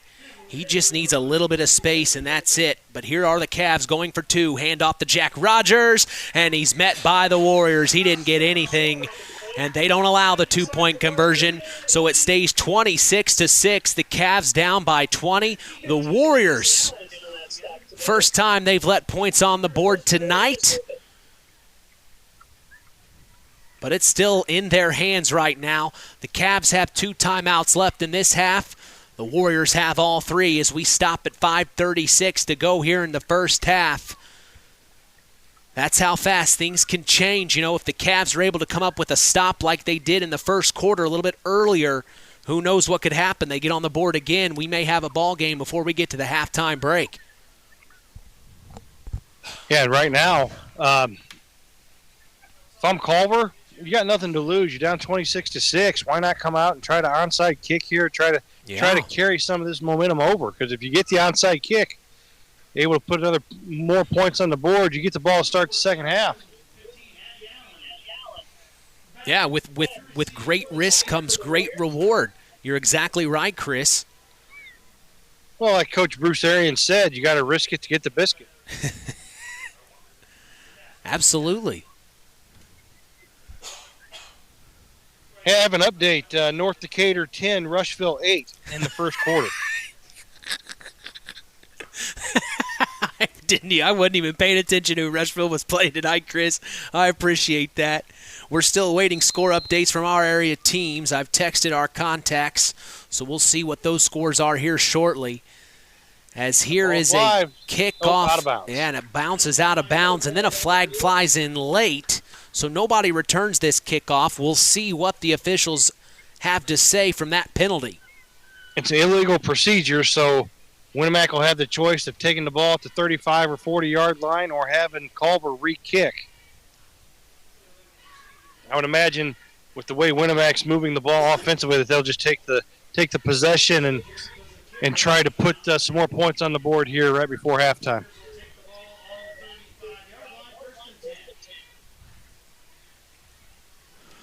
So 1st and 10 for the Warriors. Cash Roth has been the quarterback tonight. We've seen Max Gearhart all 5 weeks. Now we see Cash Roth, who was the starting quarterback all year last year, and he's done quite a good job this evening. He's going to take this under center. Oh, fumble on the play. Picked up by Ethan Binion. Now he retreats back to the 20, to the 15, to the 10, the 5. Touchdown, Culver! And that's how fast things can change. The Cavs put 6 more points on the board. A handoff gets fumbled, and Ethan Binion takes it to the house. And just like that, Culver is back in this game. Going to line up to go for 2 here. Still a 2-possession game, whether you get this or don't get this. But, again, just like that, Culver's back in this football game. We just talked about it a few moments ago. You know, these are 2 teams that desperately just want to get in that win column. We're going to see the best of these 2 teams tonight. I can already feel it as here's from shotgun Jonas McEwen. They're going for 2, trying to redeem themselves from the last time. Takes the snap, hands off. This is Jack Rogers up the left side, breaks a tackle, fighting his way forward for the 2-point conversion, and he gets it. Jack Rogers. And you see the Cavs sideline is pumped up after that one. That's the kind of energy we want to see from them, Chris. Yeah, Jack Rogers was not going to be denied there. Broke 2 tackles. It was him and 2 Warriors, and he broke both tackles to get the 2-point conversion there. So just like that, it goes from 26-0 in a matter of a minute. Yeah, literally. 26-14. That's how fast things can change. 26-14, the Winamac Warriors lead over the Culver Cavaliers, and the Cavs aren't going down quiet tonight. They are making noise as they are in their white jerseys with orange bottoms. The Winamac Warriors are in maroon tops with white bottoms. Now the Warriors are facing a little adversity here where most of the first quarter was all them. Now the Cavs are punching back here in the second. It feels like a real football game here tonight.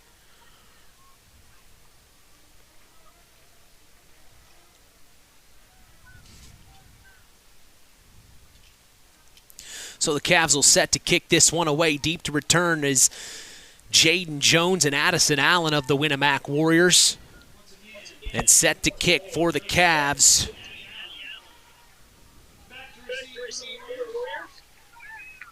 Who is that, Chris? I can't see the number. 26. Yeah, Aiden Herrera. Gotcha. Aiden Herrera kicks away. Picked up by Jaden Jones. He cuts back over to the 35, still on his feet to the 37. Now he cuts back over to the right side. Now he's to the 45. Tackled at about the 44-yard line. It took 2 Cavs to bring him down. Nice little display of running by Jaden Jones, and that's where the Winamac Warriors take over for their first down. 5:14 to go here in the first half. They lead 26-14. We're so glad you've joined us here. I'm Mitch Columbi, along with sports analyst Chris McGowan. The tradition continues here on KVB's WKVI.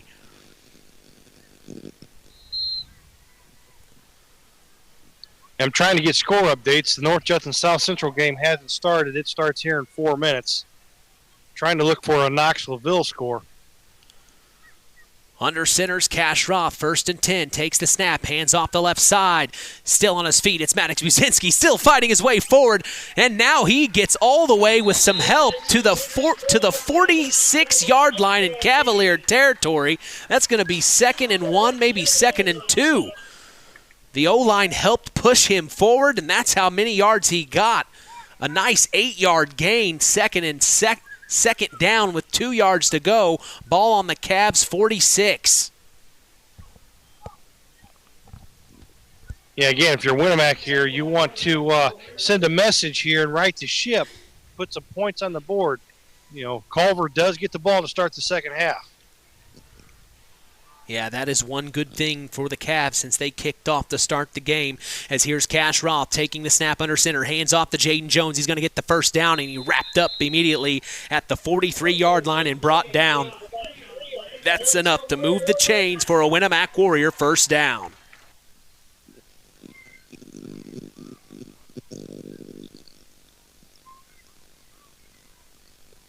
Clock continues to tick with 4:15 to go here in the first half. We see Max Gearhart. He has been on the O-line for much of tonight, where he started as quarterback for the majority of this season. Now he is on the O-line. That's got to take some great mental toughness. As here's under center, Cash Roth spins around, hands off, big time run by Maddox Buzinski. He's going to get the first down and more. Tackled at the 28-yard line. That might have been a 12, 13-yard run there, Chris. Yeah, good run there by Maddox Buzinski, and we have a Culver Cavalier player down. And he is really down on the ground hurting. This is not good. This is number 56 for the Culver Cavaliers. Theron Carrington, I believe, 56 is what I see. And we were just talking about him a little bit earlier. Yeah, he's in some pain. So now they're going to check him on the field. He hasn't moved much. As the doctor is checking him out on the field, it looks like it's a right leg issue. Yeah, looking at the right knee right now.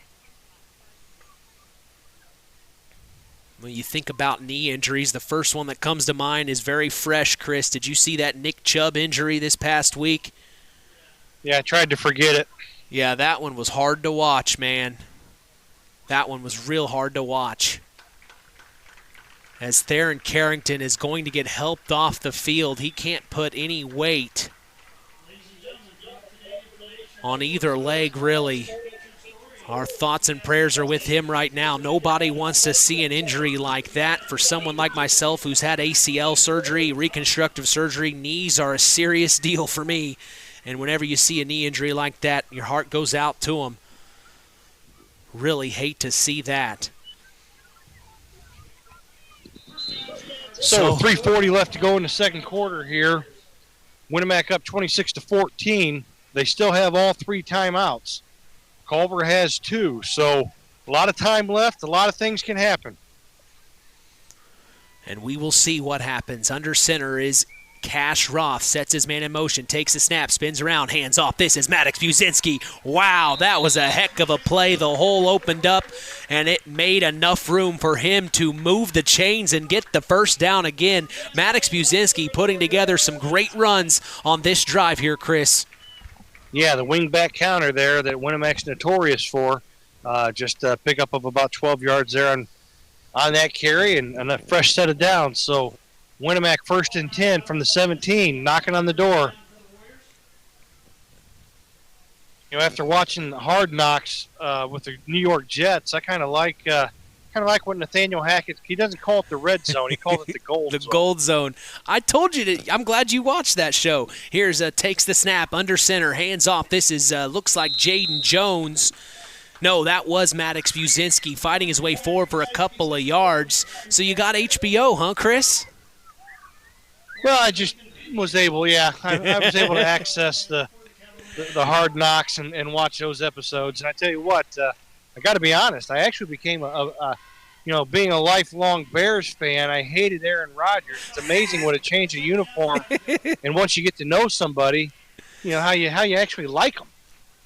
Hey, kind of like Dennis Rodman when he joined the Bulls. Right. I'm very similar with you on that. Now, I have a close friend. He absolutely hates Aaron Rodgers, but I like him. I think he's a pretty cool guy. As we've got a timeout on the field, sad injury there for him when an Achilles injury. Speaking on injuries, four plays in the first week for the Jets, and he goes down. You got to feel for a guy like that. But a timeout sees Winamac's first of 3 being used, 26-14 as the Warriors lead, coming up on 2 minutes to go here in the first half. The Cavs have put in a little bit more effort here in the second quarter. The first quarter was all Winamac. They continue that energy on into the second. And then, like Chris said, about 6 minutes to go here in the second, it took a minute, maybe 2, to get 14 points on the board. That's how fast the Cavs can make things happen. Give them a little bit of space, and they're going to run for it. I have an update from West Central. With a minute 52 left in the first quarter, the Trojans are up 26-0 on the South Newton Rebels. Wow.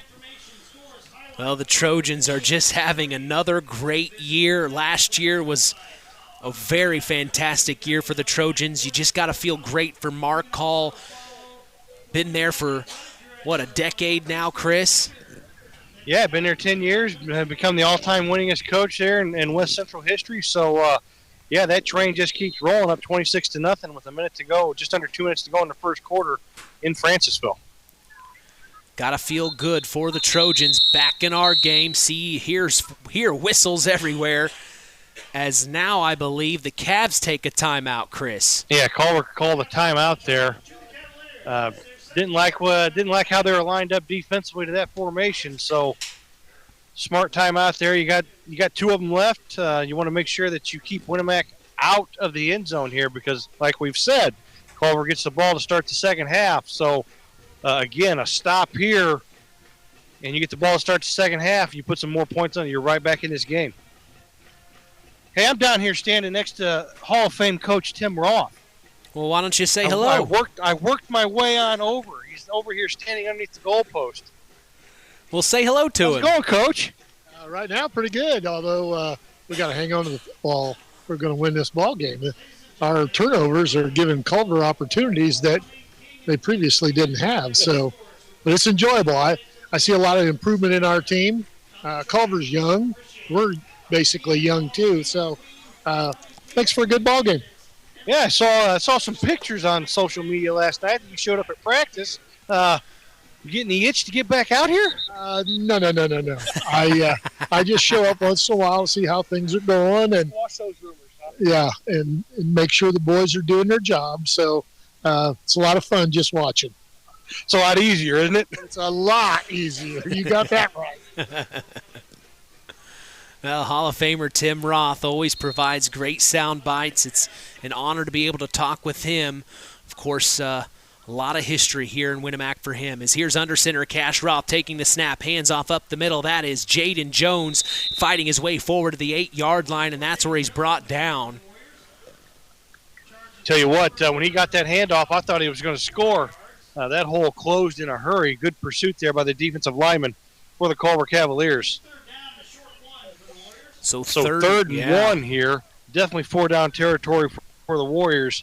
You know, Culver here needs to make a stop, a negative play here to give themselves a chance to get off the field. So Cash Roth's going to take this under center. He's got Jaden Jones and Addison Allen in the backfield. Takes the snap. That was Talon Garner instead. Tosses out. This is a wide open Jaden Jones, and he is going to get the touchdown. It's another Winamac Warrior touchdown. Jaden Jones, as that makes the score 32-14 with 1:17 to go here in the first half. Yeah, just a toss sweep there, and Jaden Jones doing a good job of finding the alley and getting north and getting into the end zone. So a nice answer there by Winamac offensively after Culver put a quick 14 points on the board. So this gives the Warriors a little more cushion as the Cavs will get the ball to start the second half, as Chris just said a little bit ago. The Warriors going for two. Cash Roth under center.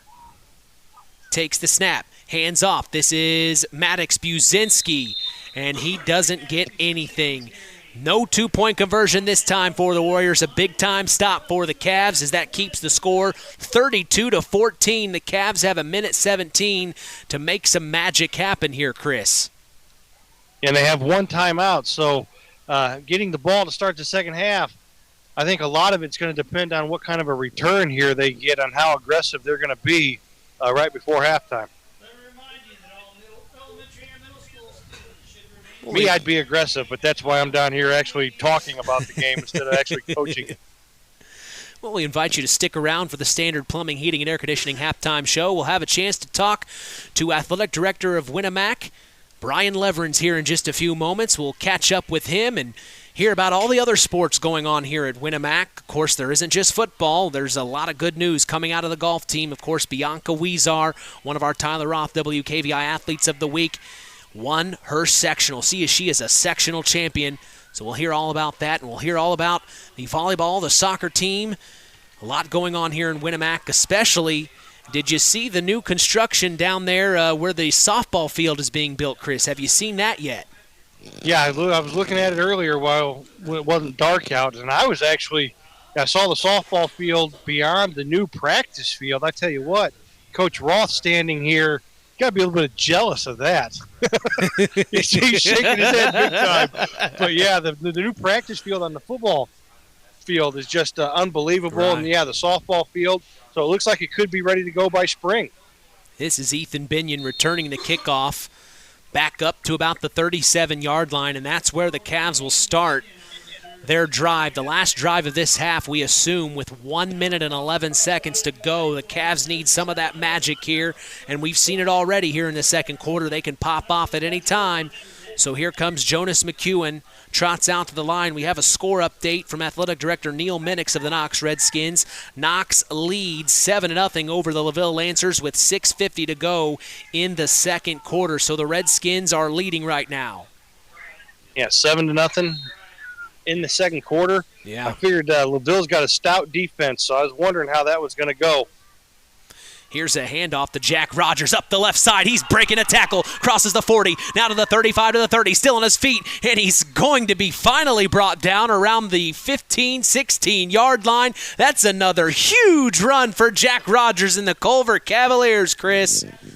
Yeah, that was the play that they popped for 68 yards in their first score. They come back to it there. They like seeing something on the defensive right side there that they like offensively, and allowing Rogers. Now, he made a couple guys pay for it right there. He broke a couple tackles there to break that long run. But again, Culver finding something that they like on the left side of the offense, right side of the defense with that sweep. Well, and this just puts them in great position. That only took 11 seconds off the clock. We're at exactly 1 minute to go here in the first half, and the Cavs are knocking on the door again. 1st and 10, ball on the Warriors 22. Fumble on the play. The Cavs pounce on it, though, and save the day, as this will push them back about maybe 10 yards, you think, Chris? Yeah, the Ethan Binion again able to pounce on that. So, going to be second here in about 20, and Culver takes their final timeout.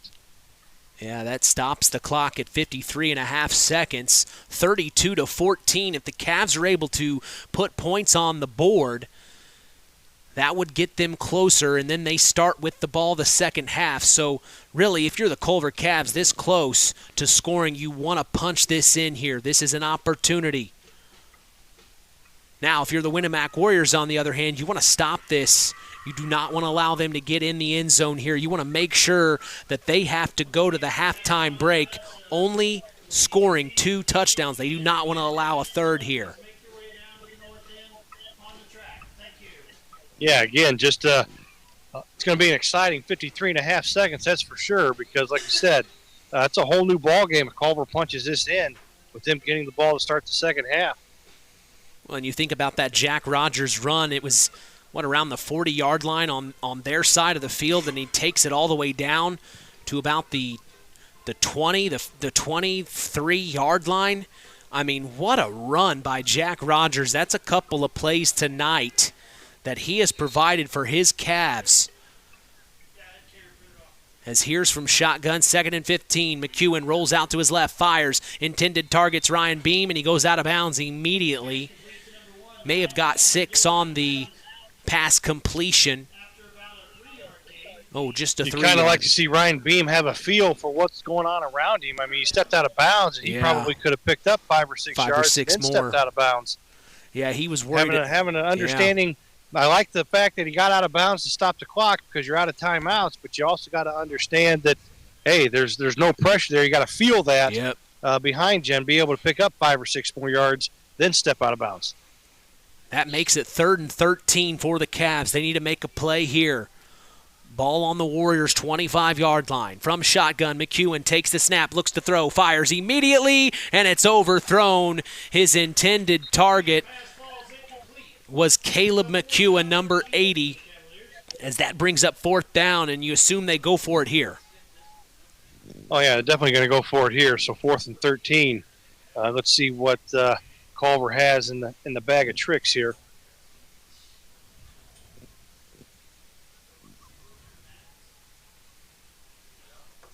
See if Winamac decides to drop 7 or 8 or actually blitz those inside linebackers, how much pressure they put on the quarterback here on 4th down. So the Cavs going for it. 4th and 13, ball on the Warriors' 26. McEwen from shotgun takes the snap, looking to throw. Here come the Warriors. Deep throw, and it was almost intercepted by Jaden Jones, number 24, and that's a turnover on downs with 39 seconds to go. The Warriors take over in their own territory. Ball on the 26. That keeps the score 32-14, and if you're the Winamac Warriors, Chris, that's exactly what you wanted.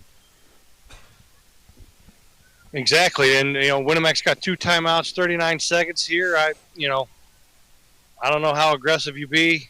If you're Josh Burgess, maybe take a knee because Culver cannot stop the ball or stop the clock. So, again, I think maybe you call a run play here, see what you get, and see if it determines how aggressive you are here right before halftime. 1st and 10 for the Warriors.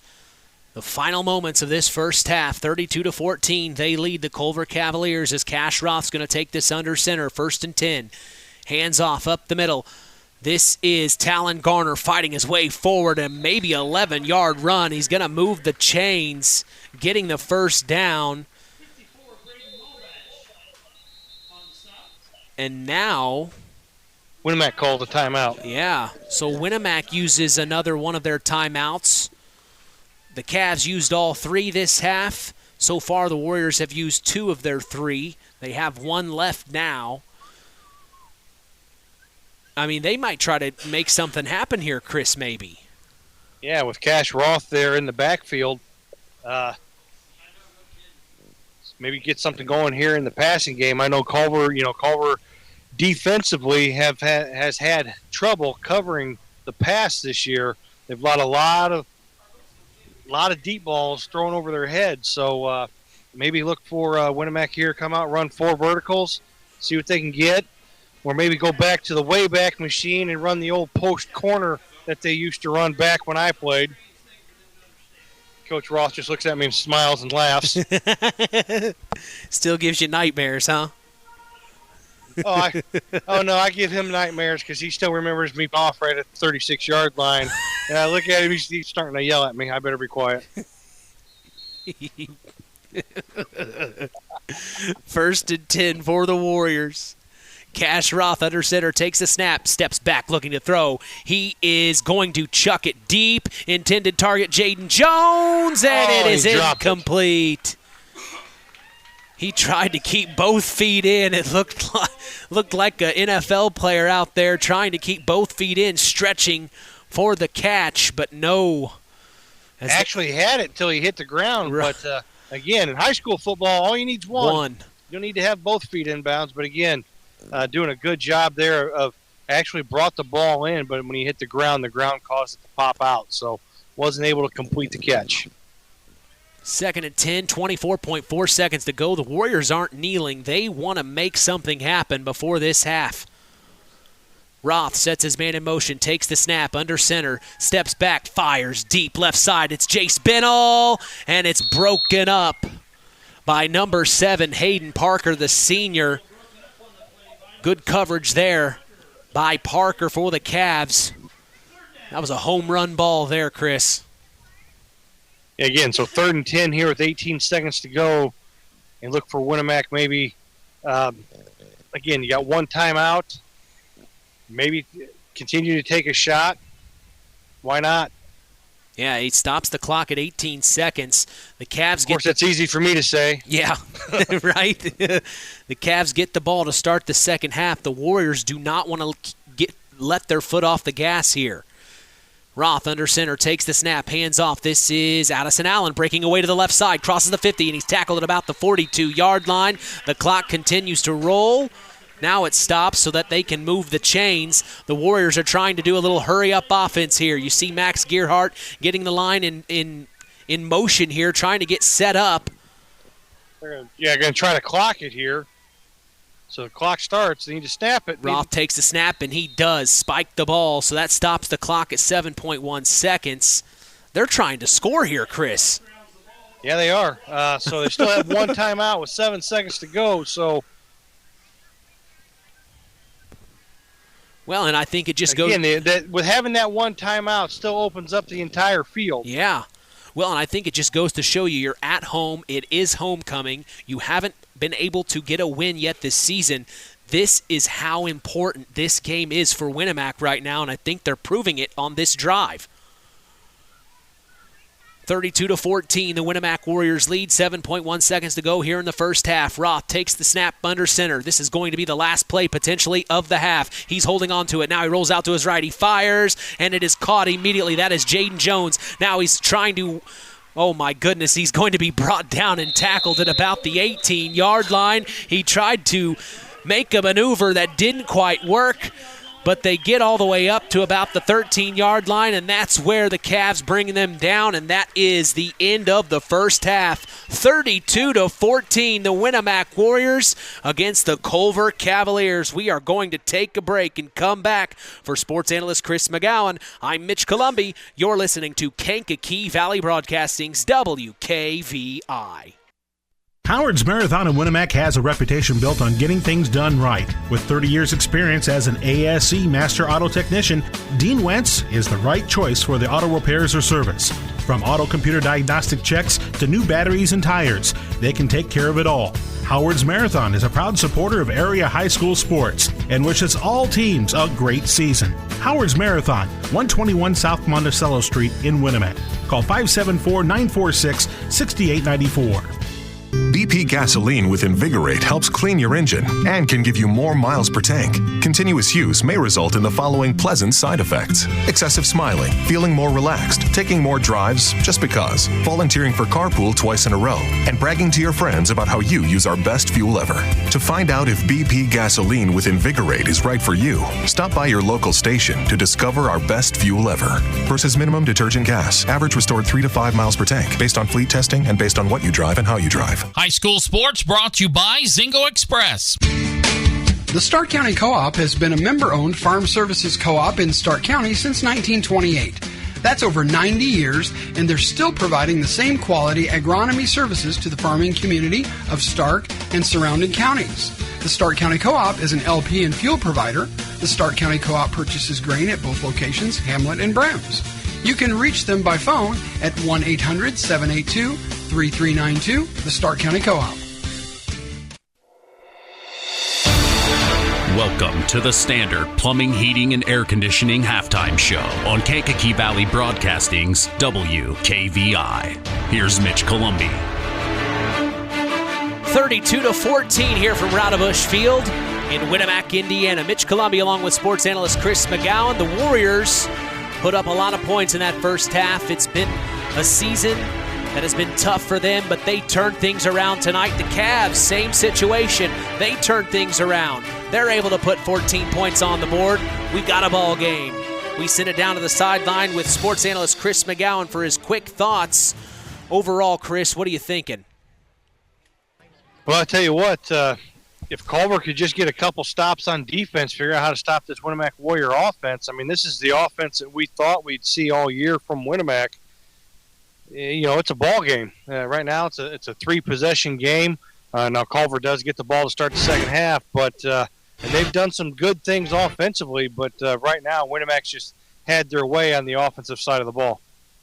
Well, and then talk about the Cavs. They were able to have a couple of plays there that really, you know, we were telling the listeners all they need is some space and they can pop off. And there were a couple plays there from Jack Rogers and then the 2 touchdowns. I mean, what are you seeing from the Cavs? Again, offensively, they started to show a little bit more consistency there late in the second quarter. Offensively, like I said, they found something that they like, running that sweep to the left with Jack Rogers. But again, defensively, they got to come up with an answer here against this Winamac offense. Well, we're going to take a break and come back as this is the Standard Plumbing, Heating, and Air Conditioning halftime show. Standard Plumbing, Heating, and Air Conditioning is helping continue this wonderful tradition on KVB's WKVI. If you are uncomfortable in your home, give third-generation owner Brian Hammond a call at 574-936-4660, serving the local area since 1936. Stay tuned as we'll talk with Winamac Athletic Director Brian Leverns after the break. You're listening to Kankakee Valley Broadcasting's WKVI. Since 1936, Standard Plumbing, Heating, and Air Conditioning have always taken pride in doing the job right. Third-generation owner Brian Hammond and his family have always set the standard when it comes to taking care of all your heating and cooling needs. Making your home a comfortable home is the absolute top priority. If you are uncomfortable in your home, give them a call at 574-936-4660. Follow them on Facebook. Let Standard Plumbing, Heating, and Air Conditioning help you take control of your comfort. The key to high-yielding crops is accurate and dependable soil testing. This is Andy Awald of Farm Fertilizers and Seeds. Having the right information to make the most profitable fertility decisions is what Image Services from Farm Fertilizers and Seeds is all about. We combine cutting-edge technology and computerized record keeping with a common-sense approach to soil sampling and fertilizer recommendations. Whether it be by management zone for field-level applications or grid-based for variable rate applications, count on Image Services by Farm Fertilizers and Seeds for your soil service needs this fall. It's hard to believe, but time sure does fly by. Collins Insurance Agency in downtown Knox are celebrating over 30 years of taking care of all of your insurance needs in our communities. If I could turn back time. And we're not going anywhere. Stop in and see Jim and the crew at Collins Insurance Agency in downtown Knox. Insurance you can count on from a business you've trusted since 1989. Proud presidential partners of Western Reserve. Today's broadcast is brought to you in part by Culver's Portside Marina. They can make sure your boat is ready for the winter. If you need help storing or winterizing your watercraft, contact Culver's Portside Marina at 574-842-5000. We appreciate them and their support toward helping continue the tradition. Halftime here from Winamac, Indiana at Raudebusch Field. 32-14 as the Winamac Warriors lead. We are lucky enough to have special guest, Athletic Director of the Winamac Warriors, Brian Leveren's back for more. Brian, it's been since spring. How was your summer? It was extremely quick is how my summer was. It did go fast. Definitely did not get enough time away. But, hey, that's a good thing. You know, we're trying to ramp up for the fall, and here we are, and fall is going extremely fast. Well, for our listeners that may remember, Brian, of course, stepped in and helped us out for a few just one, I guess, one or two baseball games. Mm-hmm. And, boy, we had so much fun doing that. Of course, you have the homecoming festivities now. Oh, yeah. It was good to catch back up with you this year. This is our first game here at Winamac since there were more away games this season. But we're so glad to be back here, and especially on homecoming night. Why don't you talk to us about how special this night is for Winamac? Oh, I mean, it's awesome. It's always good when you can bring alum back, and just kind of looking out from the press box right now, stands are full. I got a bunch of people on the fence. Student sections looking good. Yeah. So I mean, it's very important, and just not for our school, but all schools that have their homecoming as well. Well, and yesterday we were at practice. I heard Tim Roth, he had spoke to the team. He said that, or no, maybe it was Coach Hendricks, excuse me. He had made the comment that snow coming was initially started because homecoming was that big. Yeah. And that's just how important homecoming is for Winamac. But, hey, I know there's a lot more sports going on than just football. You got great news from Bianca Weezar. Of course, we had a chance to talk with her. She was our first Tyler Roth WKVI Athlete of the Week. She was able to become a sectional champion. Oh. I mean, that's huge. That's huge for her. She's been playing well the entire year. It's awesome for a senior, really, who just picked up golf. If you've heard that, right? And she won the conference. Our team won the conference as well. Shot really low, really well, and we got fifth place at the sectional. And Bianca won it in a 3-way playoff. Yeah. Which, I mean, the nerves for any kid, it's got to be, a lot. And for her to go out there and not just, have the composure to, get to hole 2, right. But, I mean, she's just extremely fun to watch. I think she has a really good shot of getting out of the regional tomorrow. She plays really well at Sandy Pines. We wish her nothing but the best. Yeah, well, we do too. We always appreciate talking with her. Her interviews were always good. She was my first Tyler Roth WKVI Athlete of the Week interview last year, and then she was our first again this year. Just a really good athlete. And then also you've got soccer going on. Tell us everything that's going on here. Yeah, so our soccer team, we actually host our big soccer tournament tomorrow. So I think we we start at 9 and probably won't get out of there until about 5. But our soccer team, they are pretty young, I would have to say. We have 2 seniors on the team, Corbin Fagner and Connor Burton, who is actually one of our homecoming candidates, I think. And which one was the one that broke the goals scored in a game record? Connor Burton. That's right. Right. Yeah. I saw that post on social media. So you've got record breakers all over this school. Yeah. I mean, seriously. Yeah, and for soccer right now, we're sitting pretty well in the conference. We'll have a pretty big match with Caston coming up next Thursday, I think, which is also senior night. So hopefully, our team's ready for that. And the volleyball team, of course. Talk about them for a minute. There are a lot of basketball players on that team. Yes. Volleyball is struggling a bit. They start off well. They are young too, and they play hard. They're scrappy, and we're hopefully here at the end they can kind of string together some wins. Well, we just love to keep our eye on all the other sports in our area. We talk football a lot, and that's what our sponsors want us to do. But I also want to make sure we touch base on the other sports. There's a lot of athletes in this area, and Winamac is one of those schools that has a lot of athletes that deserve to be talked about. Yes.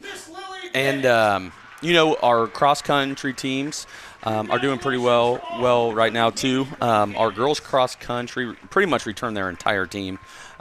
So they're gearing up for the big CMA invite tomorrow. Mm-hmm. They've got our conference tournament next weekend, which we host at our town park. Mm-hmm. So if everyone's not busy, come on out, cheer them on. Pretty cool event.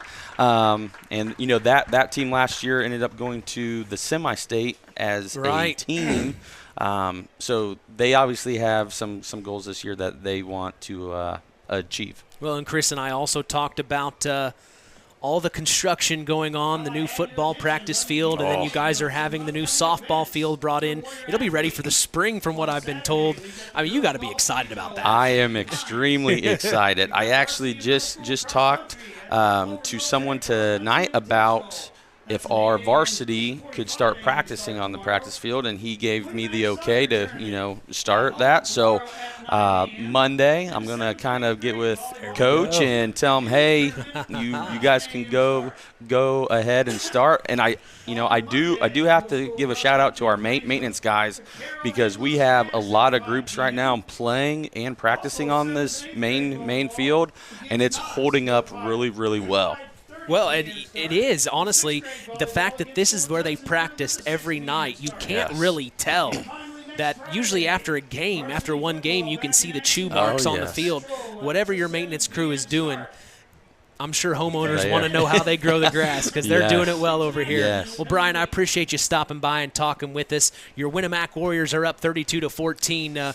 Keep the school spirit alive, my friend. We appreciate your time. All right, thank you. That's Athletic Director Brian Leverins of the Winamac Warriors, as this is the Standard Plumbing, Heating, and Air Conditioning halftime show. And if you are uncomfortable in your home, make sure to give third-generation owner Brian Hammond a call at 574-936-4660. Serving the local area since 1936. We're going to take a break and come back. We're going to catch up with sideline sports analyst Chris McGowan after the break. You're listening to Kankakee Valley Broadcasting's WKVI. This is Josh Burgess, head coach of the Winamac Warriors. Stay tuned for more Warrior football on Kankakee Valley Broadcasting's WKVI. Culver's Portside Marina handles all water and recreational needs. When it comes to pontoons, Godfrey leads the industry in performance and quality, and Portside Marina has them in stock. From Sanpan, Aqua Patio, Sweetwater, and Monaco pontoons, if you're looking for a family boat, Culver's Portside Marina can help. Wanting something more sporty? Yamaha Wave Runners and Kawasaki jet skis are on the showroom floor waiting. Located at 514 West Mill Street in Culver. Stop in or call them at 574-842-5000. Culver's Portside Marina.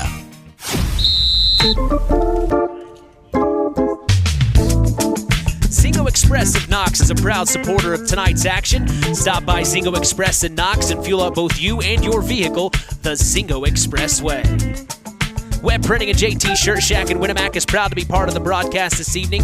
Web Printing and JT Shirt Shack provides all your printing, screen printing, apparel, and embroidery needs. Call 574-946-3551 and ask for Tina. We appreciate them and their support toward helping continue the tradition.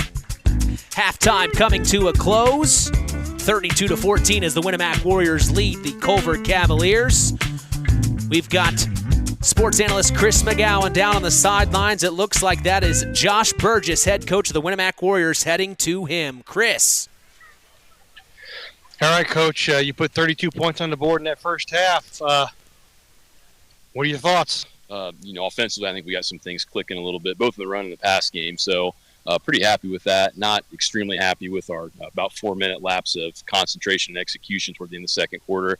Kind of had them on the ropes, but give them credit. They made a couple plays and got back into it. So told our kids at halftime that they're going to come after us. We're going to have to be ready to match that intensity. All right. I got to know, when did you make the decision to go back to Cash Roth at quarterback? It wasn't just one guy offensively. We know we needed a spark.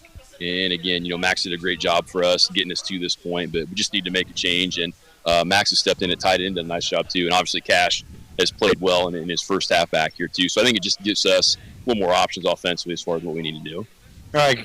Congratulations on the first half. Finish it off now. What do you say? Yeah, we'll see if we can get it done. Appreciate it. Thanks, Chris. That's sports analyst Chris McGowan down on the sidelines with head coach Josh Burgess of the Winamac Warriors.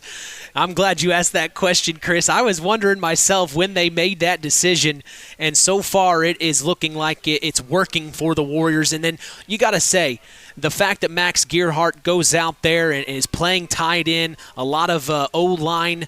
He's really become another O-line member at the tight end position, and he has not slowed down. That has not hurt his thinking at all. He's head first. He's first. It looks like Max Gearhart is a team first kind of guy, Chris. Yeah, to make that move to tight end, like I said, it does give them more options. It gives them another weapon in the passing game. So makes this Winamac offense a little bit more formidable, that's for sure. Yeah. I have an update with 11:50 to go in the second quarter at Liberty Field. North Judson's up 14-12 against South Central. So the Satellites have been able to put some points on the board against the Blue Jays, which, a big play in the passing game, a 40-yard touchdown pass, and then a 44-yard run for South Central.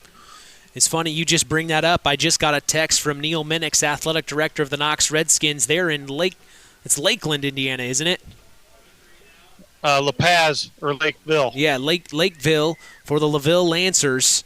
13-6, the Knox Redskins lead at the half over LaVille. So they are in for a battle tonight, just like you were talking about in the pregame, Chris. Yeah, I expected that to be a close game, and I tell you what, last year Knox got beat on a failed 2-point conversion by 1, and in the previous year they lost by 1. So, again, been a tough battle the last 2 years. I don't expect anything different this year, and I tell you what, going to La Paz or Lakeville, always a tough place to play. Weird things always end up happening there. That's one place I haven't done a football game. I did a basketball game last year. We did the TCU Bi-County Tournament, but I have not done a football game there. And in my first stint, when I worked in 2014 to 16 with Tony Ross, I don't think I did a LaVille game either. Yeah, LaVille's like I said, it's maybe, 15, 18 miles south of South Bend, right there on Old 31. Mm-hmm. So in between La Paz and Lakeville. But like I said, weird things always happen when you go to LaVille. Well, one thing I'm interested in is in Week 8, we are going to see the rematch between the North Judson St. Pierre Blue Jays and the LaVille Lancers. You remember that game from last year? It went down to the wire, and the Lancers got the better of the Blue Jays barely. I'm very excited about that rematch in Week 8. Yeah, in overtime. Yeah. Actually, so, again, 13-6 at halftime, and it will be LaVille to have the ball to start the second half. Tonight's game is brought to you in part by Todd and Josh Lawrence of Lawrence Farms. We thank Todd and Josh Lawrence for supporting local high school sports as we are set for second half action from Rowdebush Field in Winamac, Indiana. Mitch Columbia along with sports analyst Chris McGowan. We also have Justin Ruff up here in the booth with me for the second half. Appreciate him being here, getting a glimpse of how we run things. We're hoping we get to hear him in the fall or winter, I should say, for the basketball season. Very excited for that, as here is the kick. Squibb up the middle, and pouncing on it is a Cavalier at about the 27-yard line. That's number 42, Ethan Binion. So that's where the Cavs... Did a good job of fielding that squib kick there, but just lost his footing and knee hit the ground there. So Culver will get the ball start on their own 26-yard line. So the Cavs hoping to turn things around here. They don't really want to let the Warriors score any points right now. They want to try to catch back up, down 32-14. This is an opportunity for them to make their mark here in the third. This is going to be Jonas McEwen from shotgun, and I believe that's Jack Rogers to his right. Takes the snap, hands off to Rogers up the left side, cuts back up the middle. Now he's still on his feet before he's brought down. It took 2, maybe 3 Warriors before he's tackled at the 26, 27-yard line. Maybe a yard, maybe 2, if that. Yeah, Culver come out and going back to that sweep that they had so much success with in the second quarter there, but Winamac making the adjustments they needed to make. Only giving up 1 yard there on first down. So back to the drawing board. Jonas McEwen gets the call from the sideline. Trots out to the huddle. They break, and now they trot up to the line. McEwen, who normally takes it from shotgun, is going to do the same again. Takes the snap. Hands off to Rogers, up the middle, breaks the tackle, and wow, what a run by Jack Rogers. Maybe 8 on the carry, and that's just the type of running he can provide. He's listed as a wide receiver, Chris, but the more we see him, he's more of a running back, halfback option. Yeah, again, nice run there on second down. Manageable 3rd and 2 here for the Cavaliers. 2 yards to go for the Cavs as they're going to try to move the chains. The clock continues to run. 10:35 to go here in the third quarter. 32-14, the Winamac Warriors lead. McEwen takes the snap. Hands off up the middle, and he's met by a Warrior immediately. Nothing gained there as the Warriors plugged the hole. And that's the kind of defense the Warriors showed us last week in North Judson. Yeah, again, getting off the bottom of the pile there, 72, Lucas Perez, the freshman, and number 70, Wyatt Wheeler, the senior. So 4th and 4, the Warriors are going to punt this one away. Deep to return is number 15 of the Winamac Warriors, Addison Allen.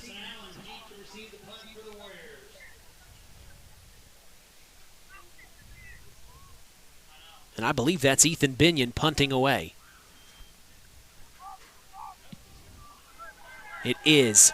Punt is clean away. It bounces in around the Warrior 41-yard line, and that's where number 24 of the Culver Cavaliers, Brady Kendernay, touches it, and that's exactly where the Winamac Warriors will take over. As we've seen the junior Cash Roth have a really good night in his first night back as the starting quarterback. He went all season last year as the sophomore. This year they went with Max Gearhart. Of course, we know Max Gearhart from the spring. He's one of the fantastic pitchers on this Winamac Warrior team. But like head coach Josh Burgess said, they wanted to go with a new look tonight, and so far that look is looking good. Under center's Cash Roth. Takes the snap, toss out. This is Jaden Jones fighting his way forward. No, that's Maddox Buzinski. And a ball comes loose, but I think he was down before it came loose. The Cavs aren't wanting to get rid of it, though. They want to fight for it, as that was number 54 on the play. Braden Molbash, the junior for the Cavs, makes it 2nd and 5 for the Warriors. Yeah, good start there for Winamac. Just a nice toss sweep to the left there, and Max Buzinski picking up 5 yards, so staying ahead of the chains here early. 2nd and 5. Ball on their own 46-yard line. Cash Roth to take this under center. He does.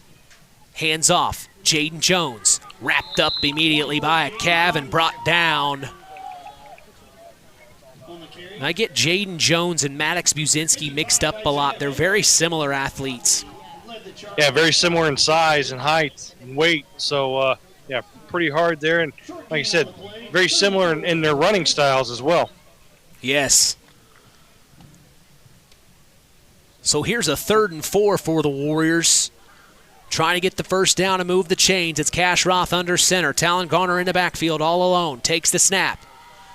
Rolls out to his left. He's looking to throw. He's still on his feet. Now he's going to tuck and run, and he's knocked out of bounds immediately by Jack Rogers. A big-time hit. And Jack just gives a look over to the Winamac Warriors sideline like, I'm here, boys, and I'm going to be here all night long, baby.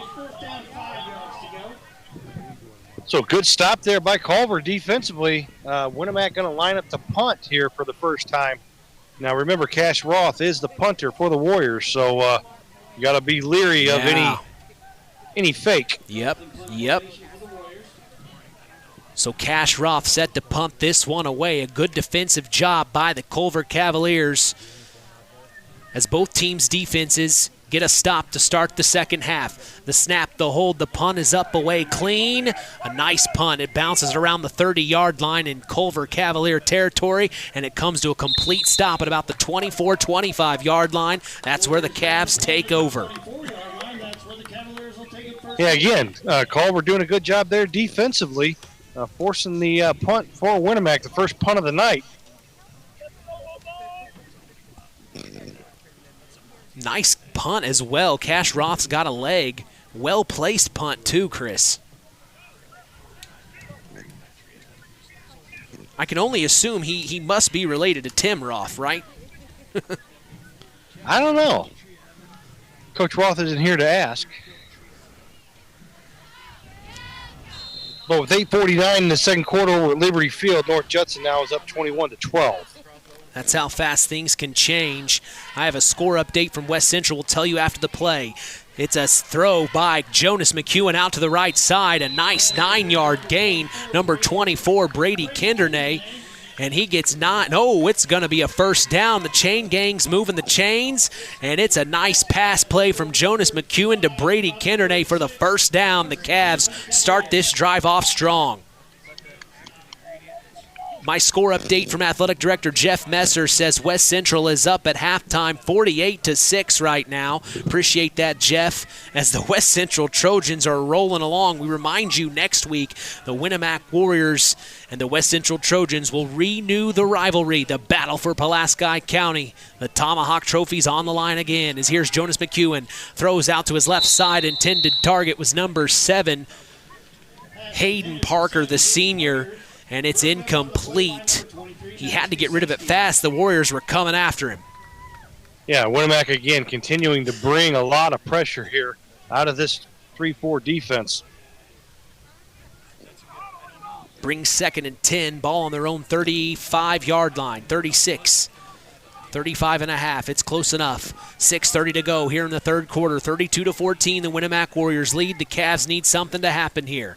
From shotgun, it's Jonas McEwen taking his time. Use the hard count. It didn't work this time. Now he's going to take it. And he does. From shotgun, looks to throw. Here come the Cavs, and it's going to be a big-time sack by number 85 of the Winamac Warriors, Tucker Fox, the senior. Read that well, and he got Jonas McEwen in the backfield. Yeah, got away with the face mask there, too. But, again, great play there by Fox. 3rd and long for the Cavaliers. Yeah, from up here, we wouldn't have been able to tell. You really get a very good vantage point down there on the field, Chris. Yeah, I love being able to run the sidelines, being able to walk up and down the entire length of the field. It's great. So this is 3rd and 19 for the Cavs. Trips to the right, takes the snap, hands off up the middle, and he doesn't get much. I believe that was Binion on the handoff. as that's going to bring fourth down here, Chris, to the Cavs punt.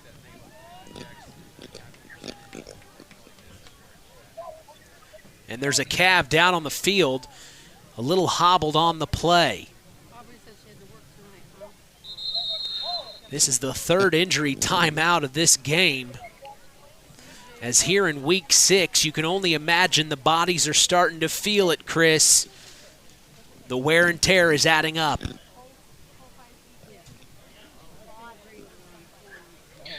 Yeah, it's number 70 for the Cavaliers. Shane Martin, the freshman. Yeah, check the program here. Shane Martin, yeah. It's cooled off a little bit. The sun has completely gone down. We are definitely underneath the Friday night lights. It's 70 degrees and clear here in Winamac as they are going to help Shane Martin of the Culver Cavaliers off the field, the freshman. And, you know, that's not the first freshman we've named on this Culver Cavalier team, Chris. That's how young this Cavs team is. Yeah, they start a lot of freshmen, a lot of sophomores up front.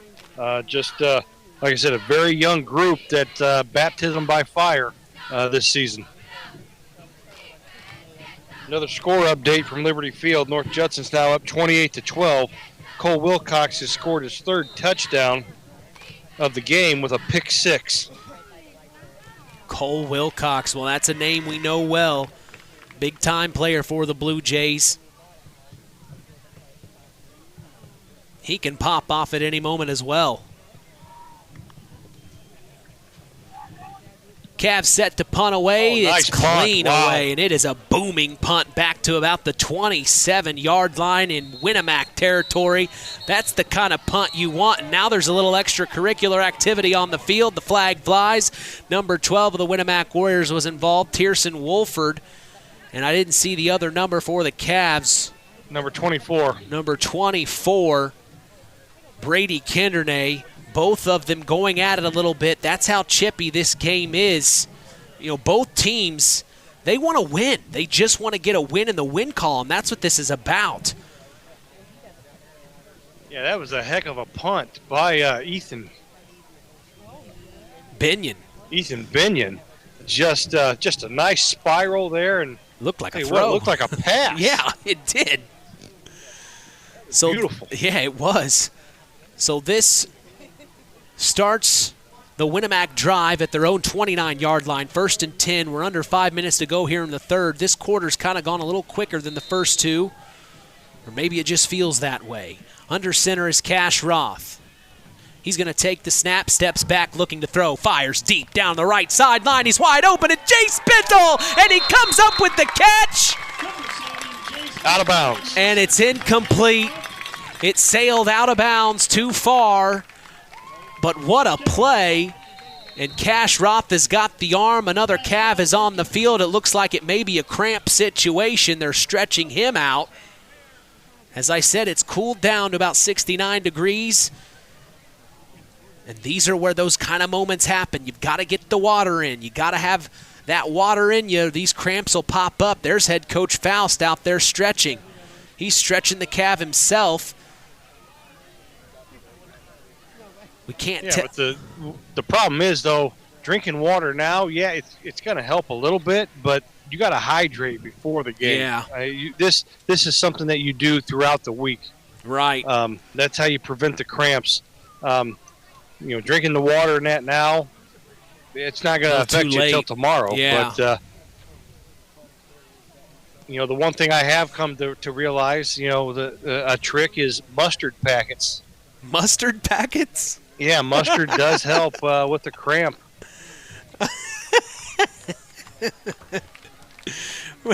We don't have a mustard sponsor, Chris. We can't be shouting that out.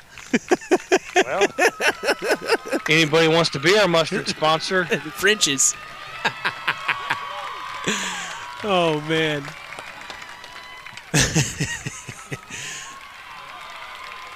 Maybe we'll call Heinz. We'll call Heinz. Yeah, French's turned us down.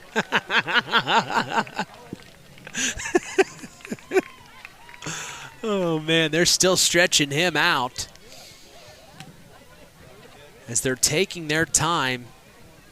Man, these are the types of cramps it just seems probably like it won't go away.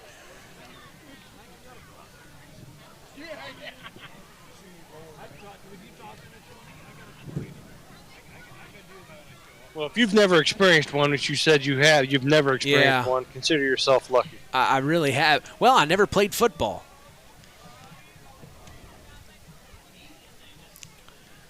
Never played football. Really, after doing as many football games as I have, Chris, I can be honest with you, I'm really mad at myself I didn't. Really am. It's a lot of fun to watch. Well, they're still stretching him out. We might as well have a chance to talk with Justin Ruff here. Justin, what do you think so far, man? Oh, thanks, Mitch. This is fun. When we were down there, me and Chris, we were down there under the lights Friday. High school football. Just being down there and being up here with you. Yeah. It's definitely a fun time. That's for sure. Well, we're excited to hopefully have you on the sidelines for some basketball games. I understand you used to coach here at Winamac, or you still do? I do not. I got a new job, so now I'm joining you on the sidelines and talking about some basketball with my mouth. That's fun to do. Well, here we go. We're back in action. 2nd and 10 for the Winamac Warriors. Ball on their own 29-yard line, 28, and then flags fly here. We go back to the 24, 23-yard line now after the false start by Winamac. Well, we appreciate you being here tonight, Justin, just getting a glimpse of what Chris does down there on the sideline. He's very involved down there, as you He's can having tell. fun down he there. He is having fun, very involved. He is having fun. I told you, he's like a kid in a candy store. Yeah. I had to really, stay with him because he was going, up and down, and I had to tell him to slow down one time. 2nd and 15, they take the snap, they toss out, big time hit by a Cavalier as Maddox Buzinski tried to make some space. Huge tackle, didn't get the number, but a Cav was in there and he made it happen. That was Ethan Binion. Yeah, which brings up 3rd and 15. The Warriors get nothing. This is 2 drives in a row. The Cavs defense is really being staunch, not allowing anything. Amazing how many points were scored in the first half, and then we come out here in the second half. It's a defensive battle. The kind of game that you prefer, I guess, right, Chris? Oh, yeah. I love a knockdown drag-out. 3rd and 15. Cash Roth under center, sets his man in motion, takes the snap, hands off. This is Maddox Buzinski around the left side. He gets around the corner. He's going to get the first down and more before he's finally brought out of bounds by number 7, Hayden Parker, the senior, but a big-time first down run that moves the chains for the Winamac Warriors. There's another one down, Mitch. Another cramping situation. 24. Yeah. That's, I believe, Brady Kindernay. Yeah, Brady Kindernay, he's hobbled on the play, and he gets to the sideline and falls to the field immediately. That's another cramp issue. And like Chris has said before, it's contagious. Once one happens, another one happens quick. So now back in action, 1st and 10, ball on their own 43. Roth sets his man in motion, takes the snap, steps back, looks to throw, wide open. It's Maddox Buzinski, caught at the 45, tackled at the 42, and brought down by Hayden Parker again before he's brought out of bounds. Oh, they are not saying he was out of bounds. He was down on the field. The clock continues to roll. 3:38 to go here in the third. 32-14 if you're just joining us. The Winamac Warriors lead the Culver Cavaliers. Mitch Columbia along with sports analyst Chris McGowan and Justin Ruff. We're so glad you've joined us here from Winamac, Indiana at Raudebusch Field. 1st and 10. Cash Roth under center. Sets his man in motion, takes the snap, fumbles the snap, but picks it up. Now he hands off to Jaden Jones, who cuts his way forward. A nice 8-yard gain by Jaden Jones. You know, they go back and forth there, Chris, between Jaden Jones and Maddox Buzinski. Those are their 2 playmakers they like to use. Yeah, they do a very good job. Very patient running there by Jaden Jones. Picked up 7 yards. I tell you what, on the last couple pass plays, I've noticed – Max Gearhart at tight end running down the seam in the middle of the field has been wide open. So be interesting to see whether or not the Winamac spotters have picked that up.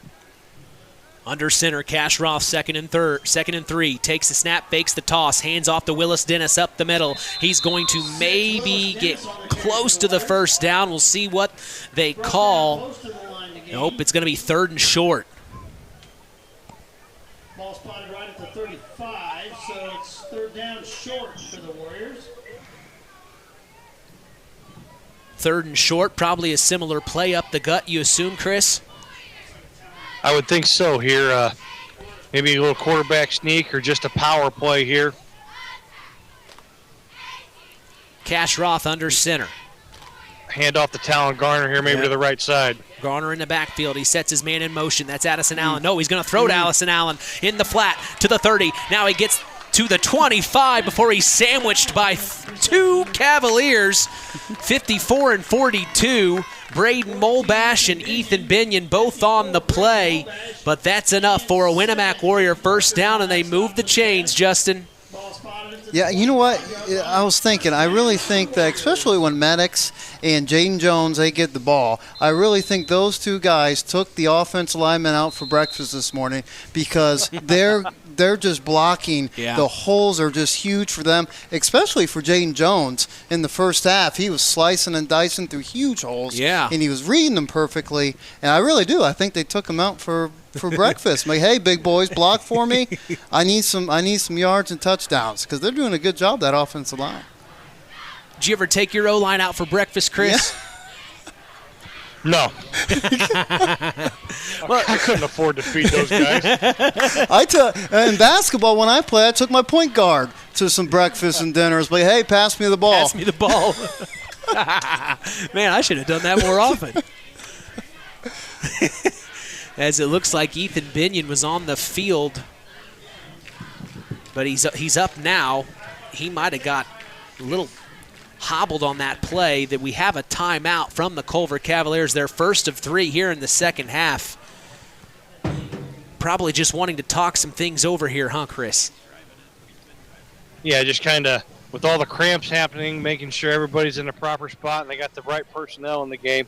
Another score update, I tell you what, it's turned into a pinball game over at North Judson.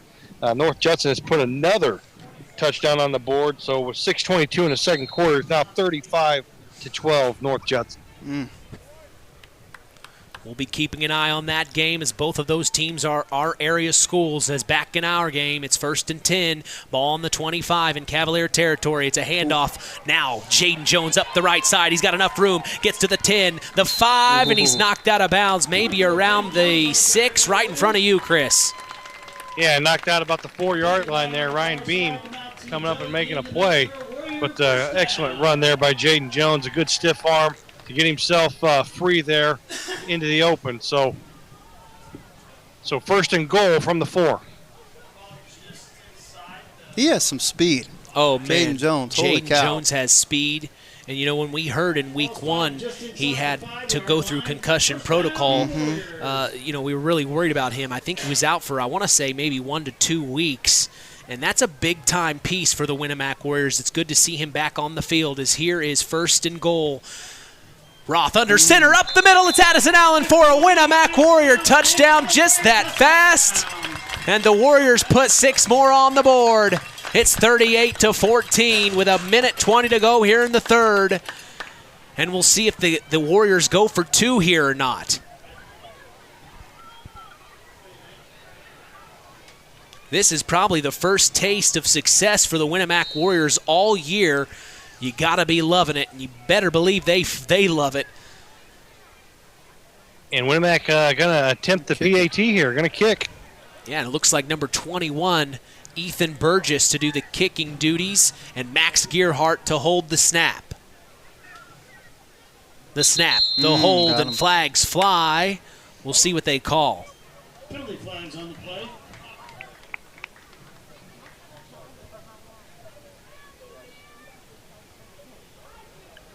The one thing I would tell Ethan Burgess right there is, hey, yeah, granted the whistle blew, but the ball is snapped. Go ahead and go through your routine. Yeah, go ahead and kick the ball through the uprights. Get that extra practice kick in. So it was a penalty on both teams. They offset, so it'll stay right where it's at. He will kick from the 10-yard line. Burgess set to go. Max Gearhart.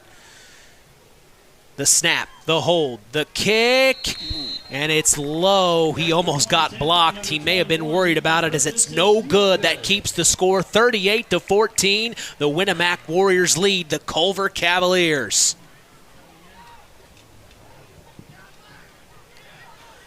We remind you tonight's broadcast is brought to you by Nepco Crane and Equipment Services, specializing in mobile crane service. Call Joas Nepp at 1-800-590-2272 for all your residential, commercial, and agricultural crane needs. Hey, stop by Papa Farm Pizza after the game for fresh ingredients that separates their pizza from any others. That's Papa Farm Pizza, downtown Knox. For up-to-date information, scores, highlights, photos, and featured stories, we ask that you please visit the Winamac Athletics. Hey, so tomorrow morning, again, I wish I could listen. You know, Al Breifogle going to step in for me tomorrow morning and take my seat on the coach's corner. You got to make sure you tell him that he has to be witty and he has to come up with some good one-liners. I don't think I'll have to tell him that at all, Chris. He'll bring the whole package himself. I texted him. I said, hey, Chris can't make it this weekend. Are you in? Or can you be our guest the whole show? And he texts back within 2 minutes. No problem. I'll be there. Sounds about right. That sounds like Al Breifogle, doesn't it? We're excited to have him on in the morning. He'll have a chance to ask some questions. I'm interested to hear the type of questions he'll ask, Chris. Well, yeah, you know, he's part of that book that gets put out, that Gridiron Digest book every year. So very knowledgeable about all the teams in the area, that's for sure. Yes, so Chris won't make it tomorrow. He has prior engagements, so in his place we'll have Al Breifogle in the morning as a guest. The whole entire show, we're very excited. Hope you join us at 9 a.m. Eastern, 8 a.m. Central, right here on 99.3 FM and online at WKVI.com. You can listen to us on your phone wherever you are in the entire world. Go to one of our social media sites, tap the link on our page. There is no excuse. You have WKVI in the palm of your hand. As here's the kick to the Cavs. It's high, and it bounces out around the 28-yard line. Then a flag flies. Yeah, illegal procedure there, kicking the ball out of bounds. So Culver get the ball on the 35-yard line. Not a bad place to start for the Cavs. We've seen big-time runs from Jack Rogers, a couple good pass plays from Jonas McEwen. For a kick out of bounds. The Cavs are just looking for that one play to make something happen. There's plenty of time left. Minute 20 to go in the third. They have 2 of their 3 timeouts left. Winamac has all 3. It's 1st and 10. Ball on their own 35-yard line, and Jonas McEwen gets the call from the sideline as he trots out to relay the play to the huddle.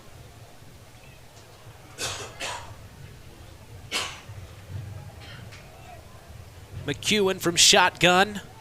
I believe that's Ethan Binion to his left. Takes the snap, fakes the handoff. Here come the Warriors. Blitz is on, and it was an intended target. He got rid of it just in time to Hayden Parker. But it's incomplete, and that'll bring up 2nd down. Full-on blitz from the Warriors there, Chris. Yeah, again, just great pressure there from the defensive end position.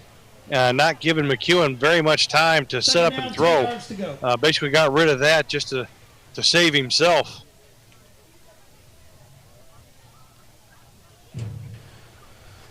So McEwen breaks the huddle as it's 2nd and 10. He's going to take it from shotgun. Takes the snap, hands off to Ethan Binion up the middle, and he's wrapped up immediately by a Winamac Warrior. He didn't get much, maybe a yard if that. One of the Warriors I saw on the play was number 70, Wyatt Wheeler, a name we know from the baseball team this past spring. Wyatt Wheeler, a big kid. He's a big guy. Big young man, I should say. Senior, 6'4", 250 pounds. You can't get by that guy. When I was out there on the field, he almost stepped on me. Just a big body, big guy. Well, I'm not a tall individual, but I mean, he is pretty tall, and he's big too. Good for him. We're working on his body, getting stronger. 3rd and 9. McEwen tosses out. Ooh. This is Ethan Binion. 2, 3, 3rd, 4th. Winamac bringing him down. Talon Garner was the one that finally helped get him to the ground.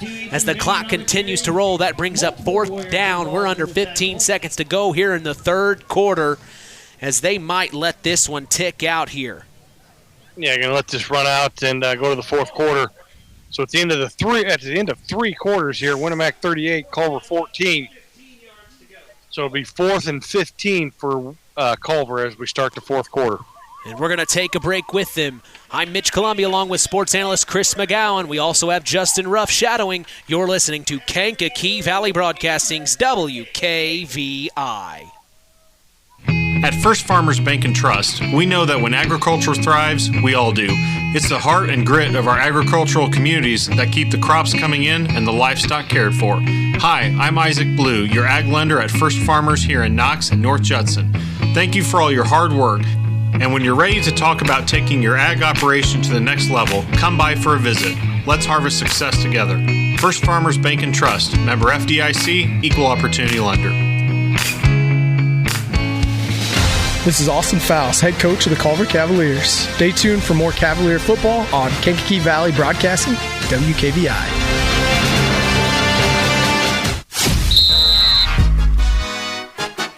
Back at Roundabush Field, Mitch Columbia along with sports analyst Chris McGowan. We go to the 4th quarter, 38-14. The Warriors hoping to get their first win of the 2023 campaign. We're so glad you've joined us here on Kankakee Valley Broadcasting's WKVI. The tradition continues. 4th and 15 is where the Cavs will have a chance to. They're either going to punt here or they're going to try something special. We'll see what they do. It'll be interesting. I would assume they punt here. Is this Ethan Binion to start the 4th quarter? Takes the snap. Binion. He is going to punt and get it away cleanly. It's going to go into Cavalier territory and bounce around the 42-yard line, and that's where Caleb McEwen touches it, and that's where the Winamac Warriors will start their possession here in the 4th quarter. Now, if you're the Winamac Warriors, I can only assume, Justin, your foot's to the floor. You want to score here. This is a chance to win at homecoming. This is a chance to get your first win of the season. You don't want to take this easy. You want to put your foot to the floor is what I assume as a Winamac Warrior. Absolutely, and they kind of showed that before halftime, them really looking to push the ball and score before the zeros in the halftime. So I guarantee they're really aggressive here and look to get another one. 1st and 10, ball on their own 41-yard line. Cash Roth has been the starting quarterback this entire game. We haven't seen him all season, and so far it's working. He takes the snap. He hands off. This is breaking a tackle. Jaden Jones around the right side. Finally pushed out of bounds by Ethan Binion at the 47. And that's what you were talking about. You and Chris were talking about a little bit earlier. Jaden Jones has got the wheels, Chris. Yeah, and Ethan Binion showing his speed there too, catching him and knocking him out of bounds, but not before he picks up about 6 yards or 5 yards on that play. Yeah, definitely right at 4 or 5 yards. Yeah, they're giving him 5, so it's 2nd and 5. Ball on the 46. Under center, Cash Roth. Talon Garner and Maddox Buzinski in the backfield. Takes the snap, hands off to Maddox up the left side, and he's got room before he's finally brought down. One of the Cavs on the play, number 54, Braden Molbash, the junior. That brings up 3rd and 2 here. The Cavs' D has been very good so far this half. They've only given up 1 touchdown compared to the first half. Much better. So this brings up 3rd and 2. The Warriors hope to get this first down to move the chains to keep this drive alive. Roth under center. Sets his man in motion. Takes the snap, hands off to Talon Garner up the middle, and he's got to get the first down and maybe a few more before he's brought down on the Cavs' 46-yard line. That's enough for a Winamac Warrior first down, and they move the chains, Chris. Yeah, just a base dive play there by what Winamac may call the wedge. Just straightforward, just everybody base block straight ahead. pick up the first down. 1st and 10 for the Warriors. If you're Cash Roth, you are very excited at the way things have been going right now. You weren't able to be the quarterback for the first 5 weeks. Now here's your chance to get them the first win of the year. As he takes the snap and hands off to Maddox Buzinski up the left side, still on his feet, breaks 2-3 tackles before he's finally brought down. That might be, and it is, a first down run for Maddox Buzinski. He lowered his head and he charged forward. The running game. Good, strong, powerful run there by Maddox Buzinski. He was actually named Homecoming King at halftime. I did not hear that. We were talking with Brian Leverins. I'm glad you caught that information. So the Homecoming King gets the big-time first down. And that moves the chains for the Warriors. It's 1st and 10. Ball on the Cavs' 35-yard line. 38-14. 9:20 to go in the game. Roth sets his man in motion, takes the snap under center, hands off. This is Jaden Jones working around. Now he's dancing around, makes a nice play, gets around the corner to the 20, to the 15, to the 10, and he's finally brought out of bounds by a Cavalier. That was can't quite see the number for the Cavs. I think that's number 1, Ryan Beam. Yeah, Ryan Beam on the tackle. Big time touchdown saving tackle as the Warriors are knocking on the door. Jane Jones, he's got to be a good dancer. Yeah. I mean, he's just shuffling his feet around the big boys, trying to play peekaboo where he needs to go, where the defender is. Played hide and seek there around big number 70. Yeah, that was some good running. Well, they go back and forth between him and Jaden Jones and Maddox Buzinski. Those two are something special. As here's a running up the gut. Talon Garner, another 4 to 5 yards. Big-time gain. Those 3 guys right there, they're just running it out. I mean, heck, trying to run the clock, but, still try to be aggressive and get on the board. Around the 2-yard line.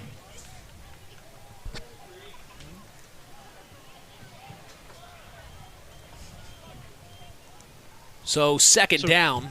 Sorry, Chris, go ahead. No, I was going to say to start the second half at LaVille, Knox intercepts LaVille on LaVille's opening possession of the second half, but then LaVille ends up turning Knox over on downs. So LaVille has the ball now in the third quarter, less than 9 minutes to go. Takes the snap, hands off to Talon Garner up the middle. And they call it a touchdown. It's another Winamac Warrior touchdown, 44-14. This is the kind of game the Warriors have been waiting on all season, Chris. Yeah, and again, you heard Coach Burgess at halftime talk about, the switch at quarterback, thinking that they needed a spark. And tell you what, Gearhart stepping up and playing tight end. Look out, Winamac might be able to get on a little bit of a roll here to end the season. Set to kick the extra point. It's number 76. Charlie Dissinger, the sophomore. Max Gearhart takes the snap, the hold, the kick is up away, and it is good. And that juices the entire Winamac Warrior Nation. They liked that one. A high arcing extra point. And they get it to go, 45-14 with 8:02 to go here in the ball game. That's exciting. Heck, the whole team went nuts for 1 point. That's... with Charlie kicking that, you can tell that's team chemistry building for the Warriors. That's pretty special. Hey, Chris, talking on what you were saying, the Knox-LaVille game, Neil Minix just messaged me. It's 13-13, 7:24 to go in the third. Yeah, Cody Allen for the LaVille Lancers with a 1-yard touchdown run. And Lucas Plummer kicks the PAT to tie it up at 13-13. So a heck of a ball game up in La Paz. Yeah, the Knox Redskins undefeated so far this season. Also undefeated are the West Central Trojans, and they are leading 54-6 right now against the South Newton Rebels of Kentland, Indiana. 54-6. Can anybody slow this West Central Trojan team down, Chris? I don't know, but I tell you what, the way Winamac's starting to play defensively, look out. That game might be a lot closer than what people think. Well, and we were here for that one last year where we saw the West Central Trojans take the Tomahawk Trophy for the first time in, 12 years, I believe, last year. And we found out last week on the Saturday Sports Line the Tomahawk Trophy isn't just a football traveling trophy. If the basketball team wins, it can go either way. So Winamac obviously won in the basketball game last year, so now the Tomahawk Trophy is back in Winamac's possession. The Trojans are fighting to get that back next week. That is an interesting storyline. And I don't agree with that. I think the Tomahawk needs to be – they need to come up with something else for basketball. I agree. It is fun though, as a kid, and you fighting for that Tomahawk. It's a big thing. And the kick return from the Cavs is snuffed out immediately quick around the 23-yard line. Number 55 of the Winamac Warriors, Cody Wheeler, the freshman, on the play. We've actually called a lot of freshmen out tonight on both sides, Chris. Both the Cavs and the Winamac Warriors have a lot of freshmen out there providing excellent minutes. Yeah, again, both the future looks bright for both these programs as long as the kids stick with it. That's the main thing. Here's the thing with Culver. I mean, heck, I know they're down 31 points if my math is correct. I'm no math. Don't ask me. I'm not a math guy, but Me neither. 31. You gotta just keep flowing your game, doing what coach wants you to do, but keep end this game on a good note because next week is next week. McEwen from shotgun tosses out. This is Ryan Beam running around the right side. Breaks a tackle before he's finally brought down. Maybe a yard if that. A flag flies late. And we'll see what they do. If this is on the Warriors, that'll push the Cavs forward. That was first down for them. A little extracurricular activity out on the perimeter, out of bounds. So I don't know who they're going to call that. If they're going to call that on Winamac or call that on Culver. Personal foul against the Cavaliers. Yeah, so personal foul on the Cavs. That's going to push them back, not move them forward. And they've had several penalties tonight like that, Chris, that just kind of hurt.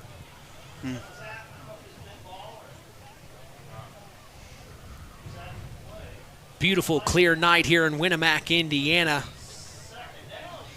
Got a final score for you, Mitch. We got the Triton Trojans defeating the Pioneer Panthers 27-16. Wow. Oh, wow. That's a big win for Triton. Yeah. Yeah, another score update. Josiah McDaniel with a 26-yard run for North Judson. PAT good. North Judson is now at 42-12. Pulling away.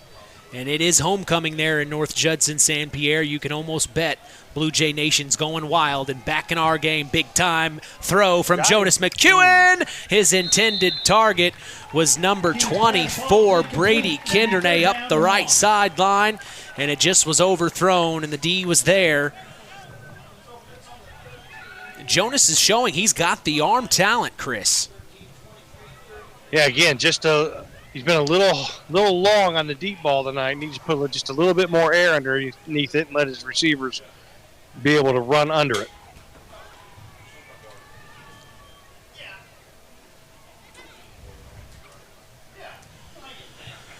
$7:20 to go here in the ball game. 45-14, the Winamac Warriors lead the Culver Cavaliers here in Week 6 at Raudebusch Field.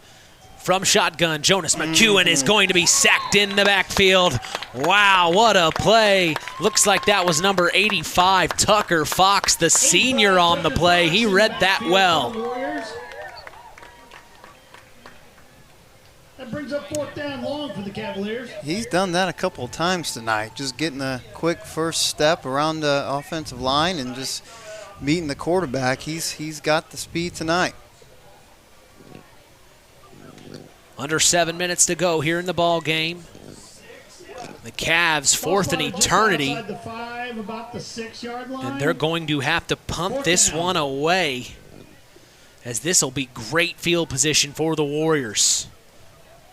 Ooh, they almost blocked it, but it gets away clean. It bounces at the 44, maybe to the 50, and rolls into Cavalier or Warrior territory and spotted at the 44-yard line. That's where Ryan Beam touches it, and that's where the Warriors take over. Nice big booming punt from their own end zone. There's a flag on the play, though, I see, on the south end zone. We'll see what they call. I think it was running into the kicker, so it's only a 5-yard penalty. Well, he didn't have much space. It looked like the Warriors, they didn't even have anybody to return. They wanted to block that one there. They got pretty close, but it didn't really phase. No, not at all. He still kicked it pretty good.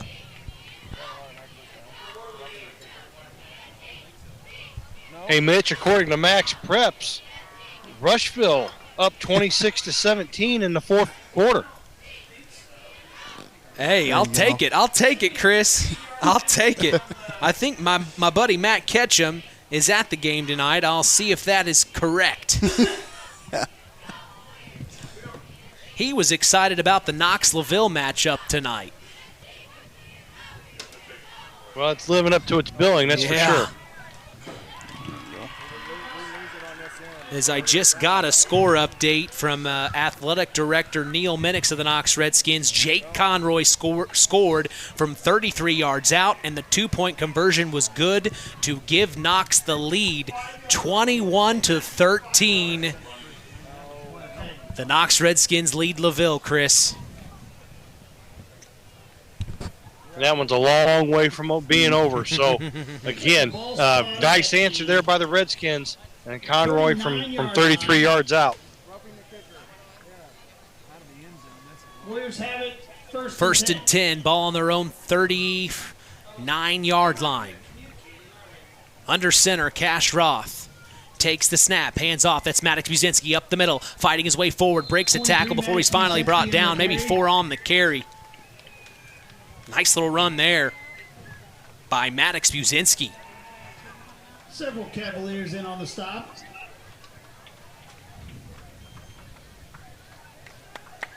So now it looks like they're going to have some substitutions. Cash Roth, a lot of the starters, Maddox Buzinski, Jaden Jones, Jace Bentel, Aiden Jimenez. They're all coming out, Chris. It looks like this is going to be some extra playing time for the young boys. That's good. That's good seeing them, get some practice in there. Yeah.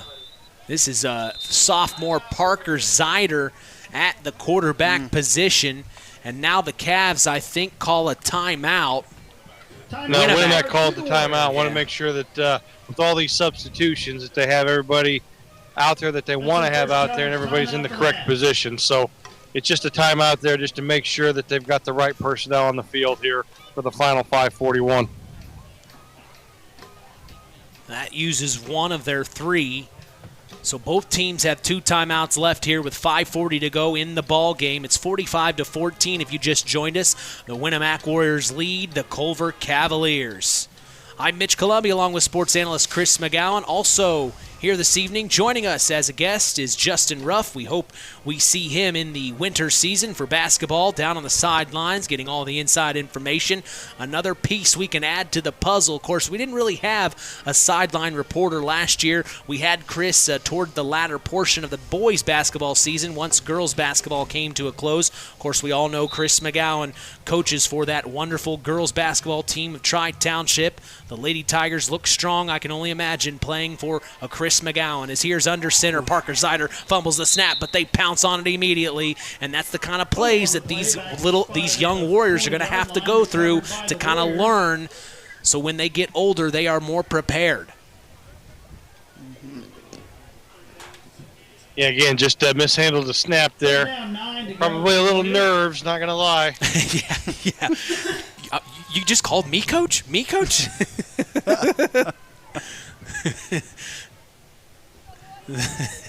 Yeah, well, this is good for Parker, though. Sophomore. Very good.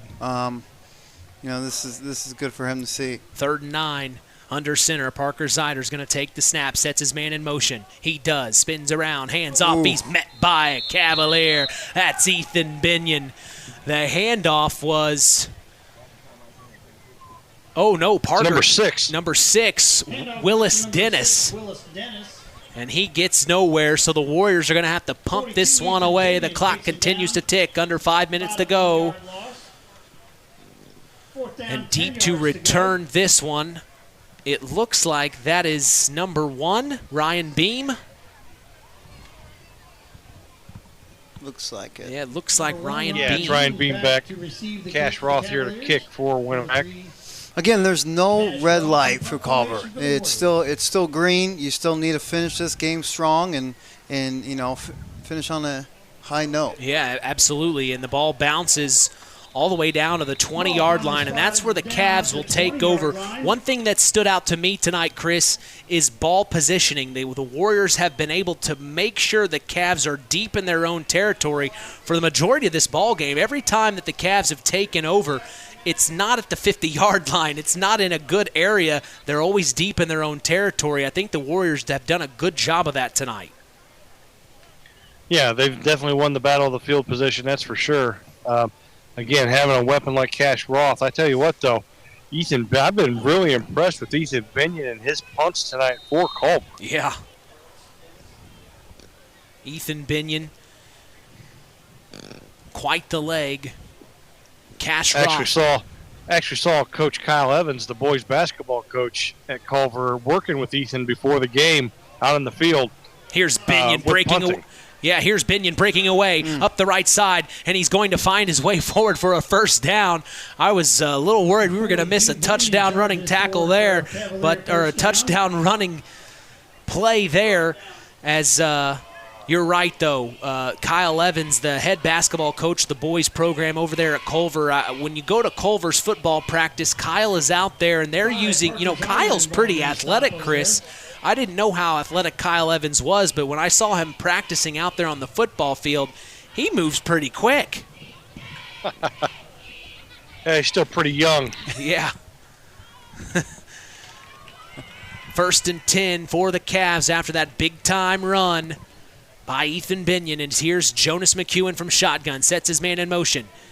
Oh. Hands off. This is Ryan Beam up the left side. He's got the first down, close to it, as he's tripped up around the 48-yard line, and it is enough to move the chains for a Culver Cavalier first down. They are showing heart here late in the game, Chris. Yeah, they are. There's no give up. They're still fighting. Again, that shows great promise for the future. That's for sure for the Cavaliers. And I think next week they're traveling to Caston, so it's right. It's something to battle for as well. They're going to call it 2nd and short here, so 1 yard is all they have to get the first down. Ball on their own 43-yard line. The Cavs. McEwen takes the snap. It's a shuffle pass forward to Ryan Beam, and he is going to get the first down this time. He's tackled at the 47, and he's still on the ground. We'll see if it's serious here. It is a cramp. It's like another cramp. Goodness. What about? Well, while we're waiting here, with 28 seconds to go in the first half, North Judson's put another touchdown on the board. A 32-yard pass to Noah Radke. So North Judson now leads 49-12. And the one thing that I want you to ask Coach Lambert tomorrow is the fact that Connor Benson is 7 for 7 in extra point attempts. Now, I probably just jinxed him for the rest of the game. Just gave him the kiss of death. But you got to ask about the being 7 for 7 in the first half. Yeah, you're doing something right if you're 7 for 7, right, Chris? Yeah, exactly. Especially, that's Judson has struggled in the kicking game, and it might have cost him the game against Knox, to be quite honest. 1st and 10 for the Cavs. Ball on their own 47. McEwen takes the snap from shotgun. It's a shuffle pass forward to number 10, Isaiah Gonzalez, working his way around the right side, crosses the 50-yard line before he's tackled at the 47-48. Maybe a 5-yard gain there, Chris. Yeah, again, just the forward pass there. Some nice way to get some easy pass yards with that shovel pass. Ball stops at the 49-yard line. 2nd down and 5 for the Cavaliers.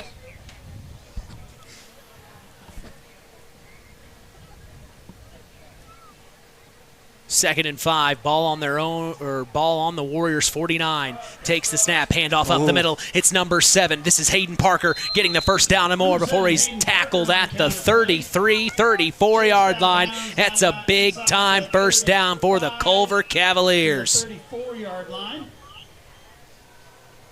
Yep, that's what you want. Positive yards, keep moving closer. And then you go at 1:30. We're trying to get it in if you're Culver. Yeah, try to get it in. yeah. Minute 30 to go. The game might be over, but the Cavs, they have a lot to learn, and they want to use this time wisely, trying to get some more points on the board here. As this is Jonas McEwen from shotgun, sets his man in motion. Shuffle pass forward, Isaiah Gonzalez, and he's going to slip and trip and get tackled at around the 35-yard line. Is it dewy out there, Chris? What's going on at the field? Yeah, the grass is a little slick here. It has some condensation on it, that's for sure. It's like Gonzalez on the run for the Cavaliers. Let me do a temperature check. It's 69 degrees and clear, so it has cooled off considerably tonight. Now in the 60s. Cool, crisp night here in Winamac, Indiana at Roudabush Field. 45-14, under a minute to go. The Warriors are going to win this game, but the Cavs aren't giving up. They want to get points on the board before they hear that siren. Steps back to throw, deep pass down the middle, and it's overthrown. His intended target was number 7, Hayden Parker, the senior, that stops the clock at 43.3 seconds. I'll tell you what, Chris, doing these games in Eastern Time Zone, they're a lot of fun. We're going to get out of here early, my man. Yeah, I know. Right now I'm just debating on whether or not I want Arby's or That's a tough decision. Yeah. You can't go to Arby's. They're not our sponsor. Come on, man. Oh, boy. Shane Lowry just asked me who's buying pizza tonight. Who's buying Girls pizza? Basketball coach at Culver. There you go. I'm getting ready to tell him I'm debating on Arby's or McDonald's. I'm having a battle right now internally. 3rd and 12 for the Cavs. Shuffle pass forward to Isaiah Gonzalez, and he's tackled immediately in the backfield. Number 12, Tierson Wolford, the freshman. Another freshman out there as the clock continues to tick. You talk about pizza, Chris. Make sure to stop by Papa Farm Pizza after the game for fresh ingredients that separates their pizza from any others. That's Papa Farm Pizza, downtown Knox. Shout out to General Manager Lenny Dessauer.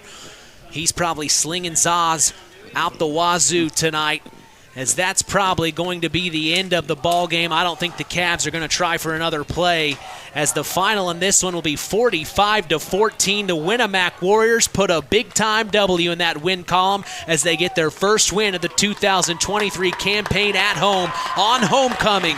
What a better way for it to end.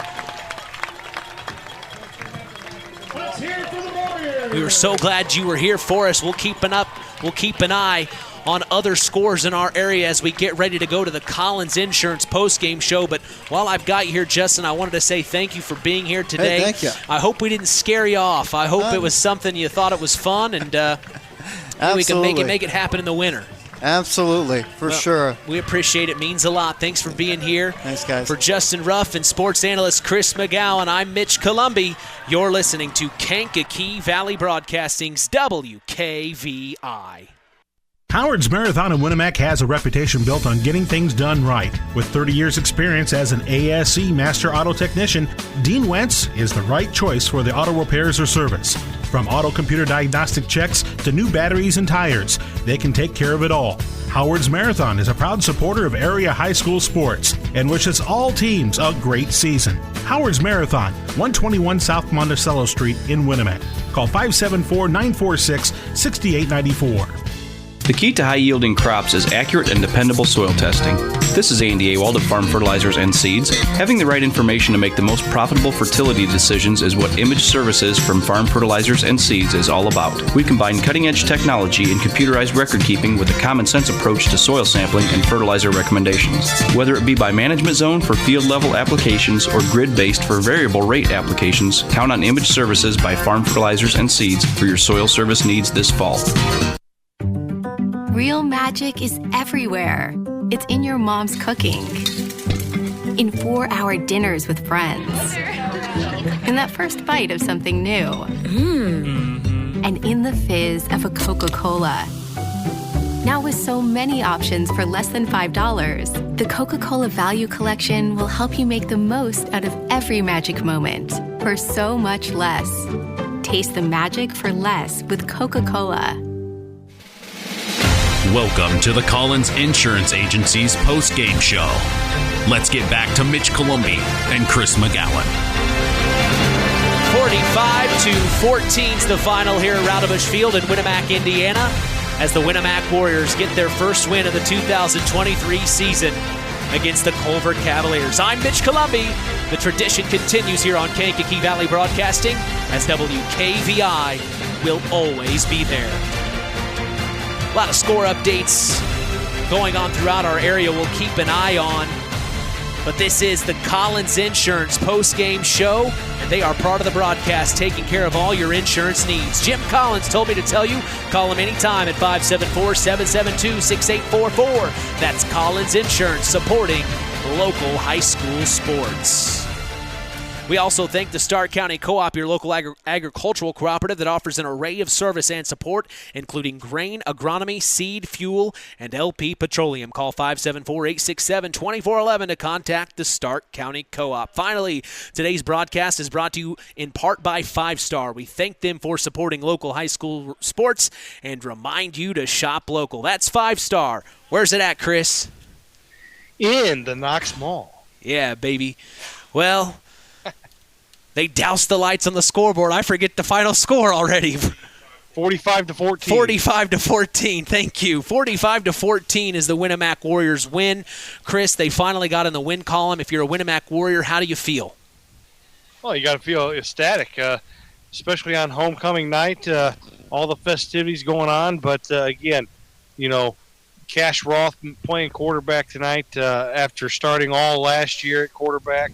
Comes back, makes his triumphant return, and, Winamac looked pretty good, both offensively and defensively tonight, and got the job done. It almost makes you wonder, like you had asked at halftime to head coach Josh Burgess, when did he decide he was going with Cash Roth? You know, was it this morning? Was it this afternoon? Or did they kind of know all along, and maybe they knew Cash Roth well enough to take it away from him for a few games to get him fired up, and then he comes out and does this type of performance. I don't know. What are your thoughts? My thoughts, probably it was something that was probably decided after last week's game. Something that a conversation you probably have late on a Friday night, early Saturday morning, and you discuss it in the coach's office amongst the coaches, and you kind of get a feel for how you think the kids are going to respond to this, and then you bring the kids in and you have the conversation. But again, for Cash Roth to come out and do what he did tonight, I tell you what, though, wouldn't happen though if Max Gearhart wasn't the team player and makes the transition to tight end. But again, it makes the offense a lot more potent for Winamac. Well, and when you saw Max Gearhart, he was just as much into the game as he is every other game that we've watched him in.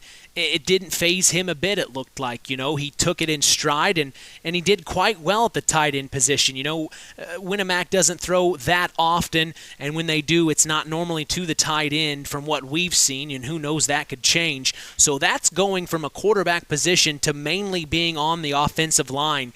That can mess with some people, I can only assume, Chris. That would mess with your head a little bit. It didn't look like that bothered Max Gearhart at all. Probably took a lot of pressure off of him, to be honest with you.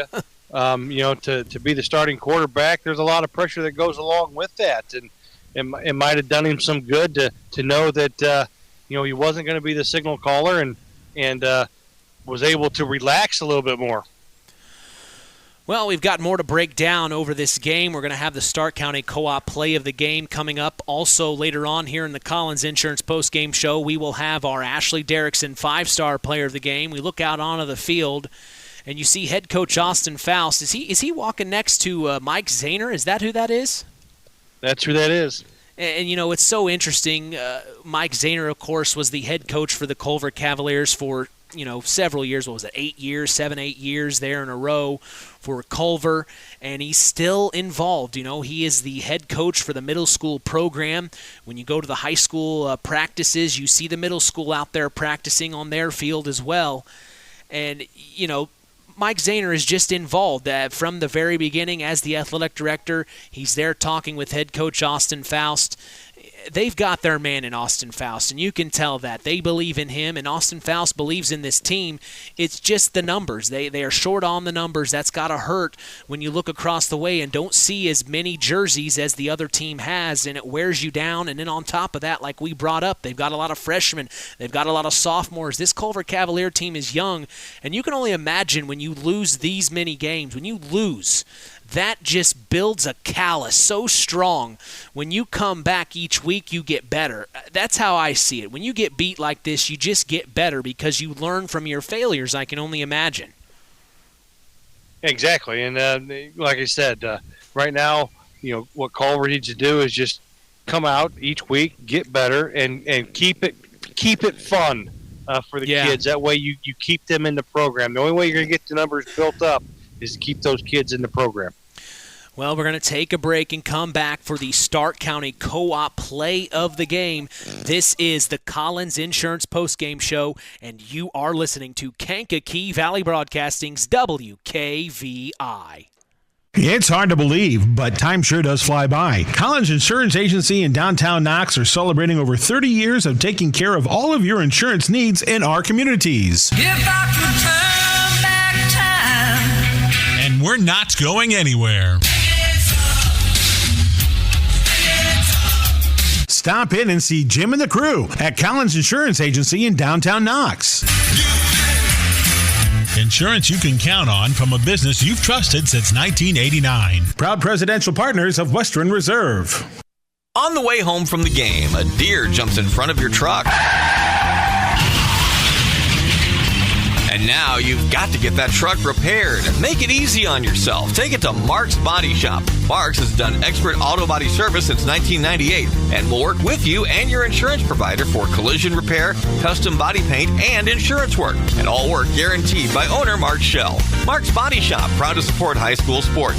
772-7003. Since 1936, Standard Plumbing, Heating, and Air Conditioning have always taken pride in doing the job right. Third-generation owner Brian Hammond and his family have always set the standard when it comes to taking care of all your heating and cooling needs. Making your home a comfortable home is the absolute top priority. If you are uncomfortable in your home, give them a call at 574-936-4660. Follow them on Facebook. Let Standard Plumbing, Heating, and Air Conditioning help you take control of your comfort. It's time for the Stark County Co-op play of the game. Let's return to the voices of WKVI Sports, Mitch Columbi and Chris McGowan. 45-14 is the final as the Winamac Warriors pick up their first win of the 2023 season. Mitch Columbi along with sports analyst Chris McGowan. We're so glad you've joined us as this is the Collins Insurance postgame show. We're talking about our Stark County Co-op play of the game. Chris, what do you got in mind? Well, I'm a defensive guy, and I know Culver came up short, 45-14, but I'm going with the scoop and score with Ethan Binion. Yeah. Just a heck of a play there. Winamac had gone up 26-0.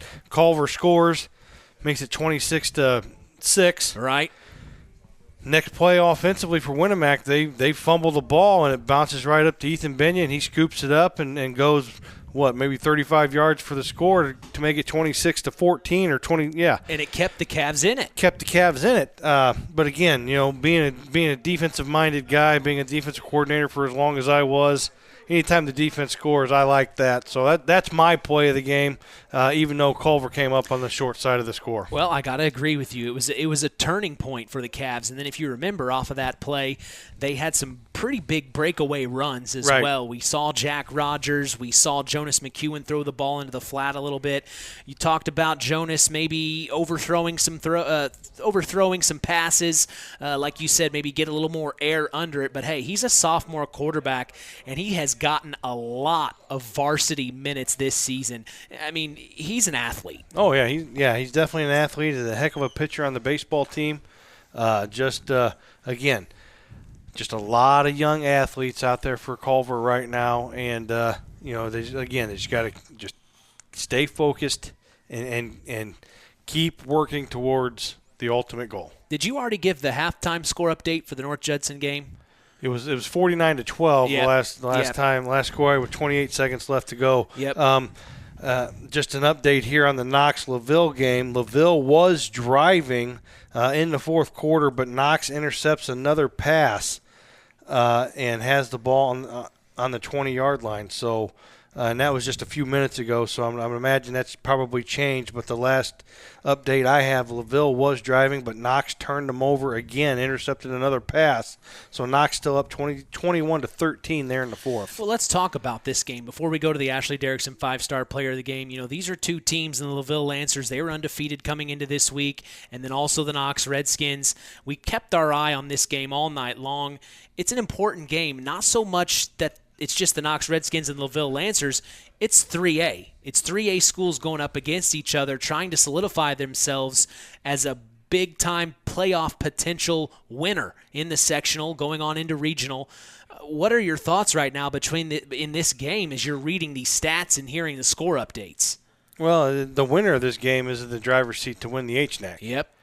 So, you know, the thing about it, you know, if LaVille's able to come back and pull this off, North Judson has a chance to, in Week 8, knock LaVille off, and now you've got a three-way tie with three teams with one loss. Right. So, again, just a lot of things at play, but two very good football teams at 5-0 doing battle in La Paz right now, and Knox has the 8-point lead, 21-13.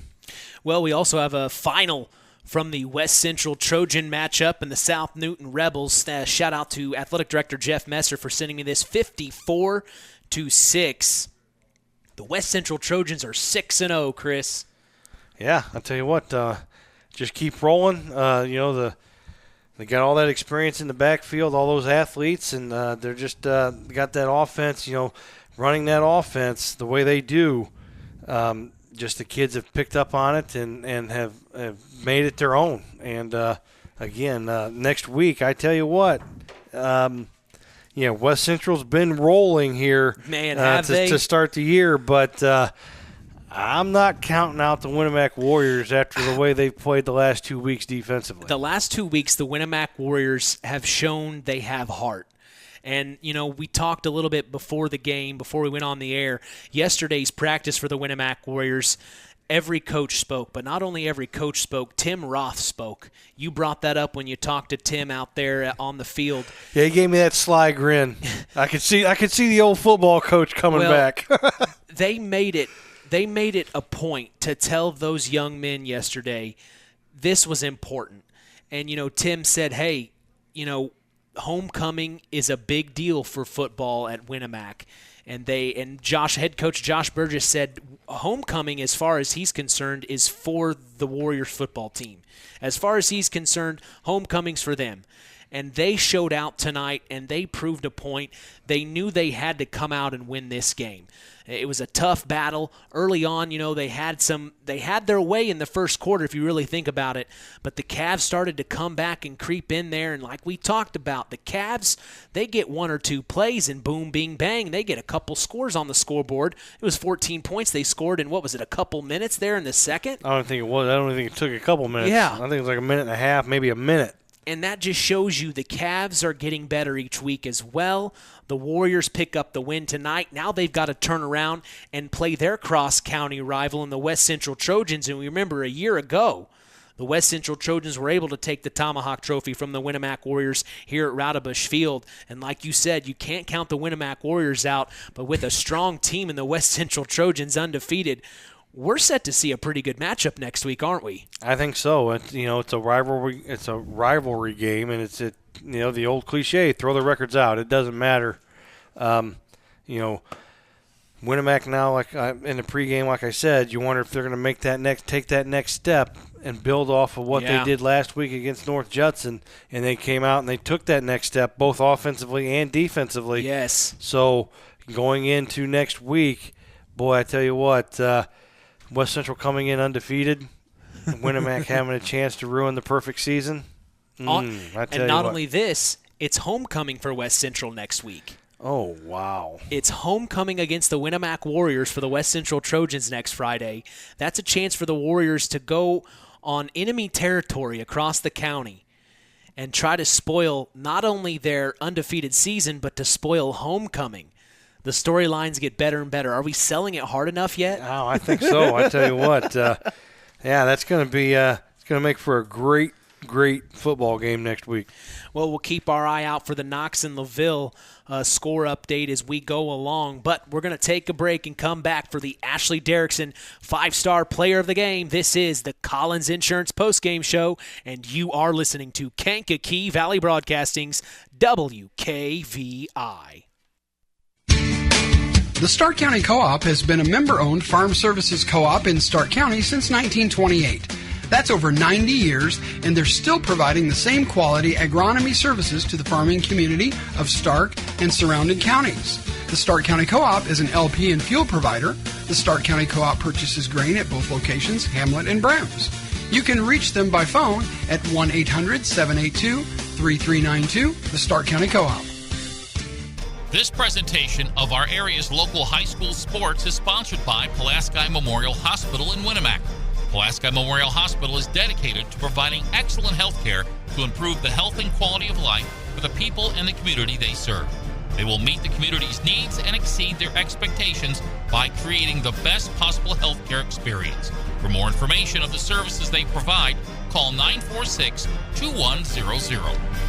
Have you ever wondered how much I could sell my vehicle for? Well, Auto Park Chevrolet GMC can help with that. We're looking to buy your vehicle. It is a quick, simple process that puts money in your pocket. Stop by the Auto Park on Oak Road for one of our sales professionals to assess your vehicle and have a cash price for you in moments. If you're looking to trade, we have stacks of inventory for you to choose from, or you can walk away with a check in hand. Don't hassle with listing on Marketplace or waiting forever to sell it privately. Let us make you an offer today. Auto Park Chevrolet GMC. Check us out at www.autoparkchevroletbuickgmc.com or call 574-936-5590 or come to see us next to Walmart in Plymouth. Time to announce the Ashley Derrickson 5-star player of the game. Mitch? Hey, thanks, John. It's time now for our Ashley Derrickson 5-star player of the game, given in memory of Ashley Derrickson, a 2008 graduate of North Judson San Pierre High School who battled cancer throughout her high school career before losing that battle on December 12th of 2008. We'll tell you who's earned that honor after this word from 5-star. 5-Star, the largest meat and grocery store in the area, focused on quality, value, and customer service. The 5 stars in the name of the store come from 5 family members of the original owners serving in World War II, each one represented by a blue star on a flag hanging in the front window of the family home. That's why even decades later, 5-Star is known for its dedication to service. Now that dedication means savings for you. 5-Star, one of the We Care stores, the area's largest meat and grocery store, focused on quality, value, and customer service. Located, you know where, in the Knox Mall. Our Ashley Derrickson 5-star player of the game, I tell you what, there's so many people to choose from. Jaden Jones had a great performance tonight offensively. Maddox Buzinski. But I'm going with the quarterback. I'm going with Cash Roth. Makes his first start this year. Was the starter all last year. Got moved to the slot position this year, but comes back this week. Takes over the quarterback position and comes out on homecoming night and just executes the offense like he never left. And just for those reasons, I'm going with the quarterback. There's so much that goes on through that position, and you got to know for him to step in and he'd been practicing and execute the offense. Well, yeah, practice is different than game. When the lights are on and the people are in the stands, you can screw up in practice and nobody's going to know other than the players and the coaches. You get out here in front of all these people on homecoming, it's a little bit different story. So for all those reasons, I'm going with Cash Roth of the Winamac Warriors, number 3, as our Ashley Derrickson 5-star player of the game. Congratulations to Cash Roth. Congratulations to the Winamac Warriors on picking up their first win of the 2023 season. Hey, KVB's WKVI Sports is back in action next Friday night as the rivalry is renewed in Week 7 between the West Central Trojans and the Winamac Warriors. The Tomahawk Trophy is on the line. Myself, along with sports analyst Chris McGowan, will be going live at 6:30 p.m. Eastern, 5:30 p.m. Central. That's right here on 99.3 FM and streaming throughout the world on WKVI.com. We also remind you to join us tomorrow morning on the Saturday Sports Line, the longest-running high school sports show in Indiana, thanks to our very own Harold Welter. We always have several of our area head coaches on hand as we go live at 9 a.m. Eastern, 8 a.m. Central on 99.3 FM and online at WKVI.com. If you missed the Saturday Sports Line, don't worry. We remind you of the Saturday Sports Line replay every Sunday at 7 p.m. Eastern, 6 p.m. Central. If you are interested in purchasing tonight's broadcast or any game that we have broadcast in the past, as well as the Saturday Sports Line, contact me by email. It's mitch@WKVI.com. As always, we also invite you to follow us on all of our social media sites, on Instagram at WKVI Sports, on X, formerly Twitter, at KVB Sports, and on Facebook at Sports to the Max for all Kankakee Valley Broadcasting sports content. Final word from you tonight, Chris. For all you Winamac fans that are traveling in your cars home, hopefully, it's a short trip probably for most of you. But anyway, hey, just a reminder, Al Breifogel will be filling in for me tomorrow morning on the Saturday Sports Line. I have a prior commitment. I'll be selling Porta Pit chicken up at the Scarecrow Fest from 11 to 5 Central Time, 12 to 6 Eastern Time. So, hey, if you want to stop by the booth and say hi and buy some chicken. And we have the potatoes too, so those are always delicious. But again, so Al Breifogel will be stepping in for me tomorrow, so it should be a pretty good show. Yeah, I'm excited to talk with Al and excited to hear the questions he's going to ask these coaches. I haven't told the coaches we're shaking it up on them tomorrow, so we'll see how their reflexes are. We'll see how well they adapt. How well they can adapt. They're probably testing their players' adaptability. Well, we're going to test their adaptability. I told head coach Brett Lambert last year, he said, yeah, you pulled me for a fast one on this certain question. I said, well, when I come to practice, I'm in your world. When you come to the studio, now you're in my world. So we're excited for tomorrow. Al Breifogel to join us. Shout out to Al. Hope you're doing well this evening. As from all of us here at KVB, we thank you for listening to Indiana High School Sports. For our sports analyst, Chris McGowan, our in-game announcer, John Thompson, I am Mitch Columbi. The tradition continues. We are Kankakee Valley Broadcasting's WKVI. Thank you for listening to Indiana High School Football on Kankakee Valley Broadcasting's WKVI. Sponsored in part by Coca-Cola, Culver's Portside Marina, NEPCO, Crane and Equipment Services, Farm Fertilizers, First Farmers Bank and Trust, Lawrence Farms, Mark's Body Shop in Knox, Zingo Express, Pulaski Memorial Hospital, Stark County Co-op, The Auto Park with locations in LaPorte, Plymouth, and Bremen, Standard Plumbing, Heating, and Air Conditioning, Collins Insurance, Howard's Marathon of Winamac, and 5 Star. We'd like to thank our sponsors for their dedication in supporting local high school sports and helping continue the tradition on Kankakee Valley Broadcasting's WKVI. Touchdown!